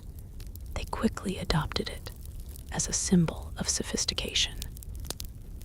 But like many luxuries imported into the empire, the product had its questionable side. Traditional kohl often contained galena, a lead-based mineral ground into a fine powder. When applied along the waterline of the eye, it gave a dramatic dark outline that both men and women found alluring. Unfortunately, lead is toxic, and daily exposure could lead to headaches, fatigue, and even neurological damage over years. Yet no one seemed to care. In fact, the slow, subtle illness could even be spun as an aesthetic advantage. Pale skin and languid movements became fashionable, and the toll of lead poisoning could be mistaken for aristocratic delicacy, making kohl, from exotic to Ewa. The best kohl was said to come from Egypt, prepared with a base of ground galena, mixed with oils, herbs, and sometimes resins. But imports were expensive, and not every Roman household could afford them. Even among the wealthy, supply shortages were common. That's where local substitutes came in, and their recipes could be less than pristine. One popular substitute involved collecting soot from oil lamps, which sounds innocent enough until you realize that many lamps were fueled by animal fat, sometimes old, sometimes rancid. The soot, scraped from the inside of lamp covers, would be mixed with oil to create a paste. In less reputable households, any fine black powder could be passed off as Egyptian kohl, including charcoal dust swept from the floor, mixed with whatever sticky base was available, from olive oil to goose fat. Some records even hint at organic additions to give the kohl a smoother texture. Ingredients such as burnt date pits or ground nutshells were harmless enough. But there are hints that more unsettling substances were used, like powdered beetles, supposedly to increase the shine. The process of applying kohl was both delicate and mildly dangerous. The cosmetee would take a slender stick, bronze for the wealthy, simple reed for the less so, dip it in the kohl paste, and carefully draw it along the inner rim of the eyelids. The client had to keep their eyes open and steady, resisting the instinct to blink as the gritty mixture made contact. This wasn't always easy. Some kohl contained large mineral particles that could scratch or irritate the eye, but discomfort was tolerated in the name of beauty. As one satirist of the era joked, a lady will weep for hours to gain a glance that can pierce a man's heart. Tears from the irritation would sometimes mix with the kohl, leaving faint black streaks on the cheeks, which some poets bizarrely praised as a sign of emotional depth. You wake slowly to the faint warmth of early morning sunlight filtering through the thin curtains of your chamber. Outside, the city of Rome hums gently, the distant chatter of market sellers mingling with the soft cooing of pigeons. Inside, the air feels heavy, not with the fresh scent of water or herbs, but with something more complex, something that speaks of months gone by without a true cleansing. For you, like many noblewomen of the empire, bathing is not a daily ritual, but a seasonal event, marked more by ceremony than by necessity. You trudge through your morning routine, aware that the idea of bathing every day is a foreign luxury, reserved for the bustling markets or soldiers in their camps, not the delicate sensibilities of the imperial court. The climate in many parts of the empire is temperate to cold for long stretches of the year, and water is a resource carefully managed, not casually squandered. As such, your body carries the accumulated oils, dust, and sweat of weeks, even months, between immersions. It is not a pleasant thought, but in this world, the value of water is measured not only by cleanliness, but by the power to impress. The grand spring cleanse is the highlight of your social calendar, a day when you will finally surrender to the waters of the baths, a day when the layers of daily grime and carefully applied perfumes are washed away. Until then, your skin is tended with oils and powders, masking rather than removing the traces of the past. Olive oil, thick and pungent, is your closest ally. Applied in generous swaths, it soaks into the pores, softening dirt and smoothing over imperfections. You run your hands over your arms, feeling the slick residue, the oily shimmer that both protects and betrays the true state beneath. Your attendants prepare the ritual for you. The warm waters drawn from the villa's cisterns, heated by the hypocaust beneath the floors, the fragrant herbs crushed fresh to infuse the air. Rosemary, thyme, and lavender are favorites, their scents mingling with the faint smoke of incense burning in bronze censers. Yet even as these aromas build a delicate curtain of fragrance, they cannot fully disguise the underlying realities of infrequent washing. You dress in a loose tunic and are carried, cushioned in a litter, through streets still damp with morning dew and dusted with the light fog of early spring. The journey is slow, a gentle sway that allows you to rest, conserve strength for the immersion ahead.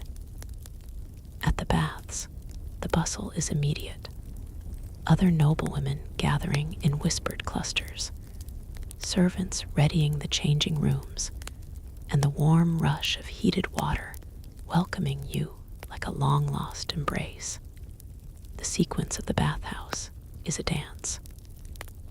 You first enter the tepidarium, a warm room where heat envelops your skin and your pores begin to open. Here, the communal spirit is palpable. Women exchange stories of court intrigues and gossip, their laughter rising softly above the murmur of water dripping from marble basins. The air smells of wet stone, sandalwood incense, and the subtle musk of human bodies released from layers of clothing and armor. Next, the caldarium awaits, the hottest chamber filled with thick, swirling steam that clings to your skin and curls into your hair.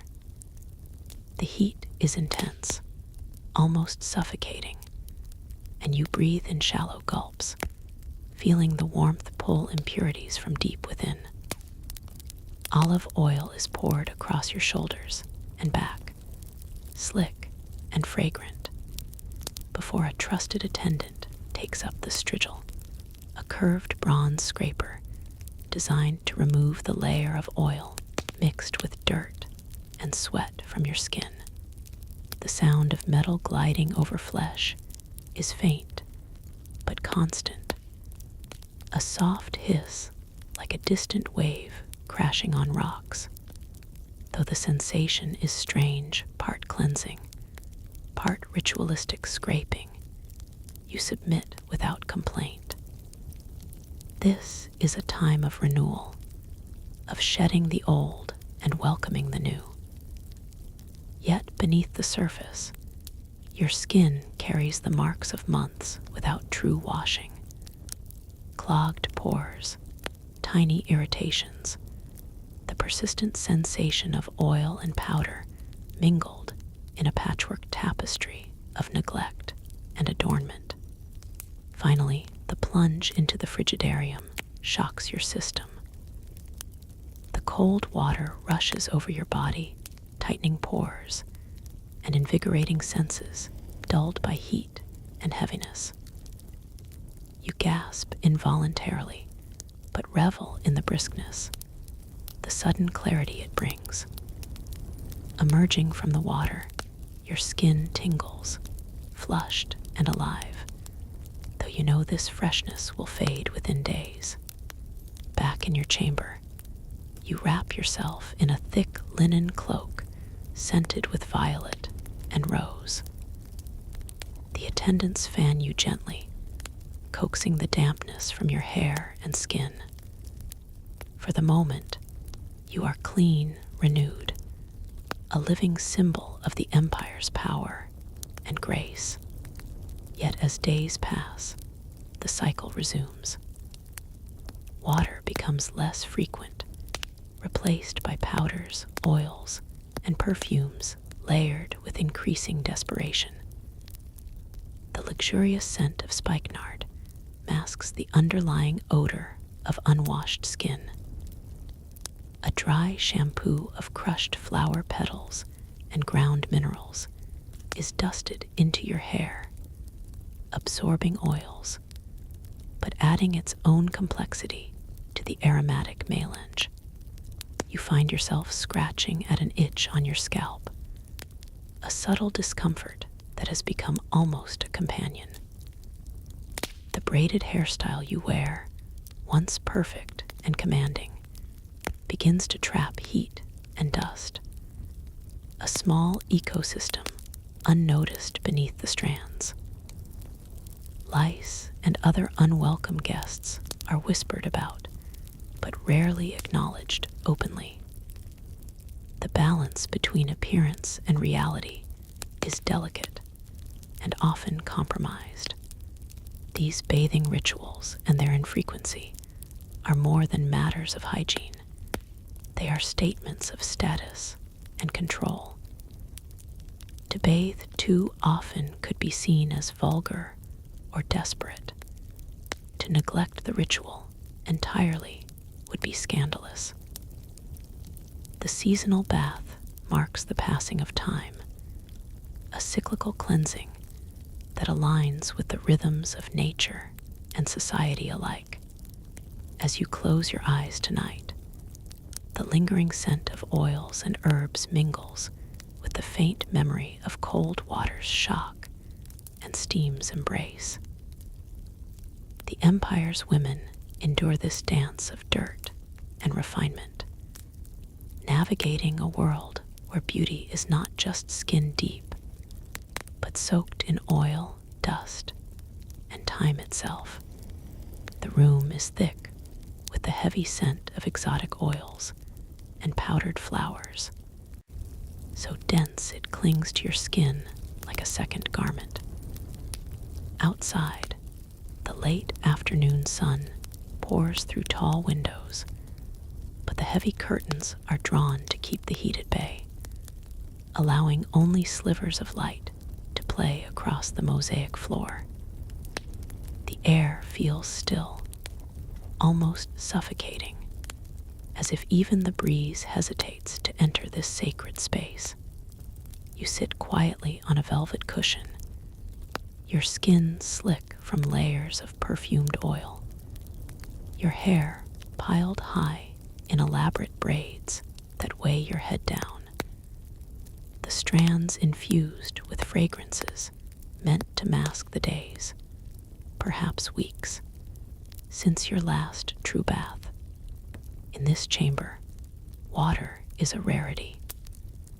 The very thought of stripping away the careful layers of scent and disguise is unsettling, and the logistics of filling vast baths with warm water are daunting enough to discourage more than occasional indulgence.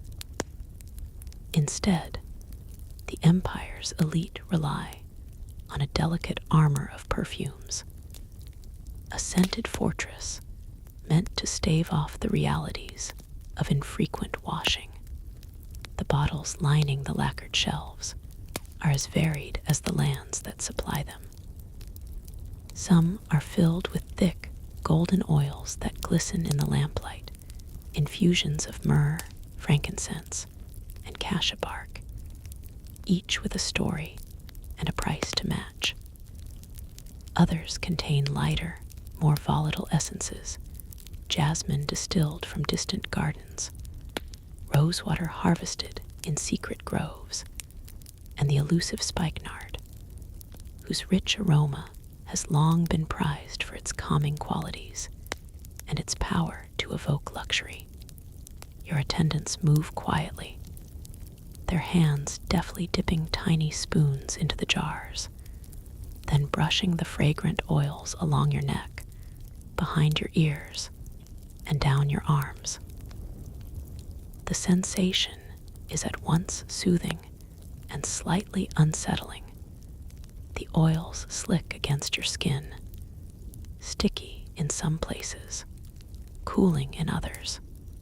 You inhale deeply, letting the complex bouquet wash over your senses. A sensory illusion meant to convince both yourself and the courtiers that beneath this fragrant veil lies a woman as pure and pristine as the marble columns outside. Yet beneath the surface, the truth is more complicated. The perfumes are not merely pleasant, they are a necessary defense. Without them, the mingled odors of unwashed skin, sweat, and the faint but persistent tang of smoke from countless lamps would be impossible to conceal.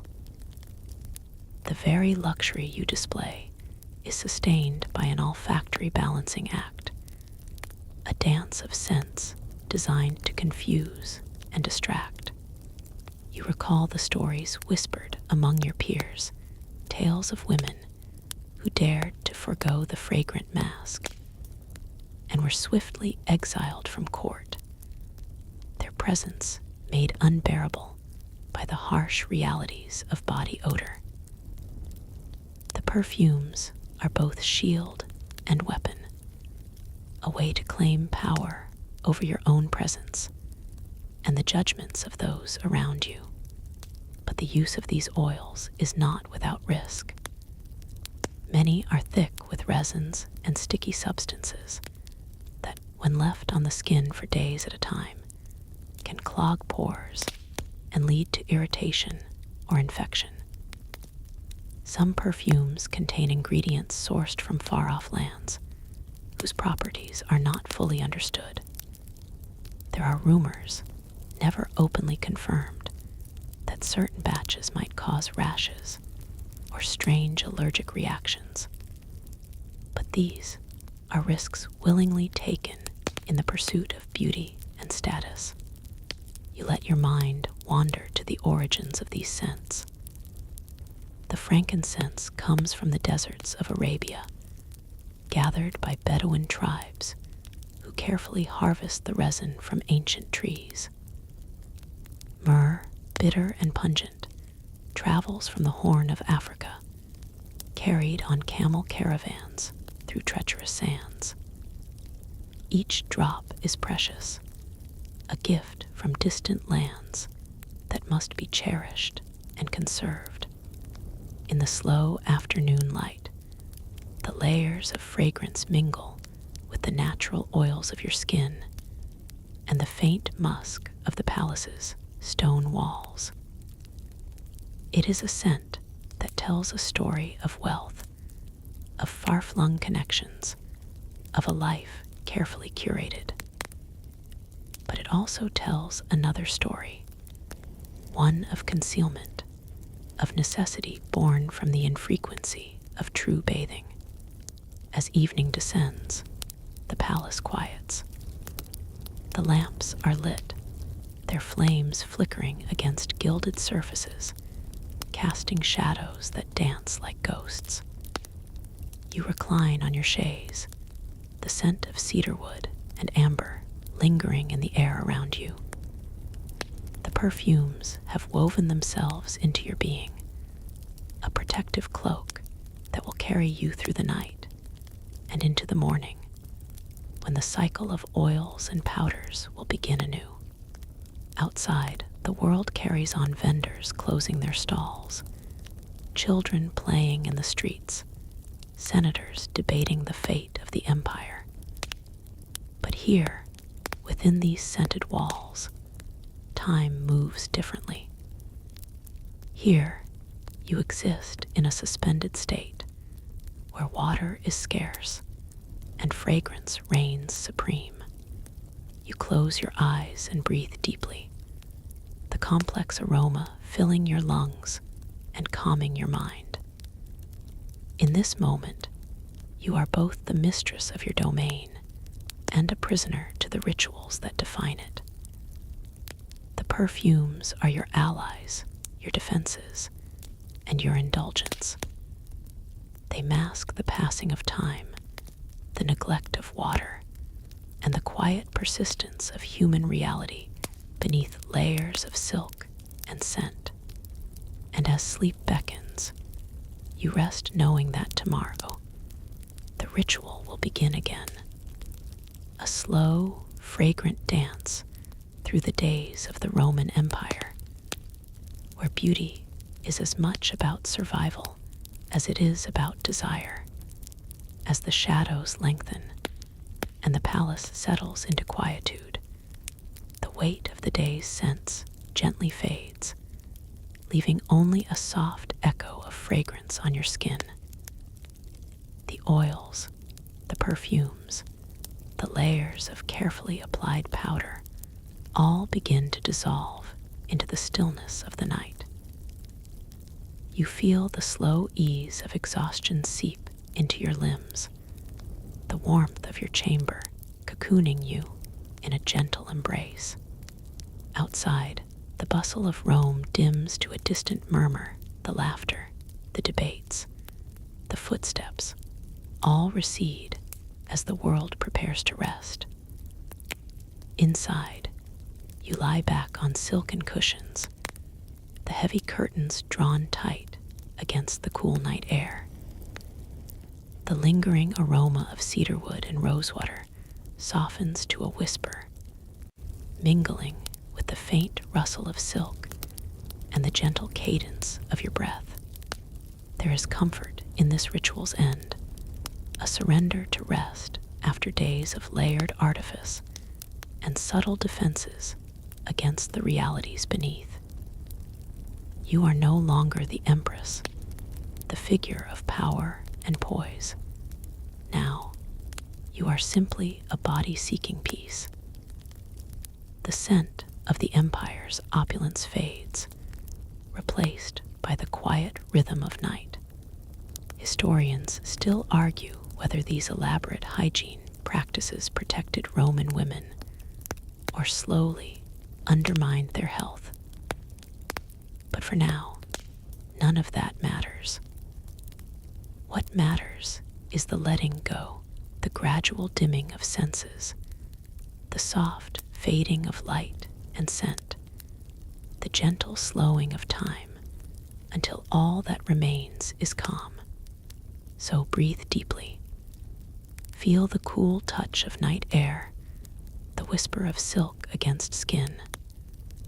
Let the world slip away, layer by layer, until you drift beyond care and consciousness.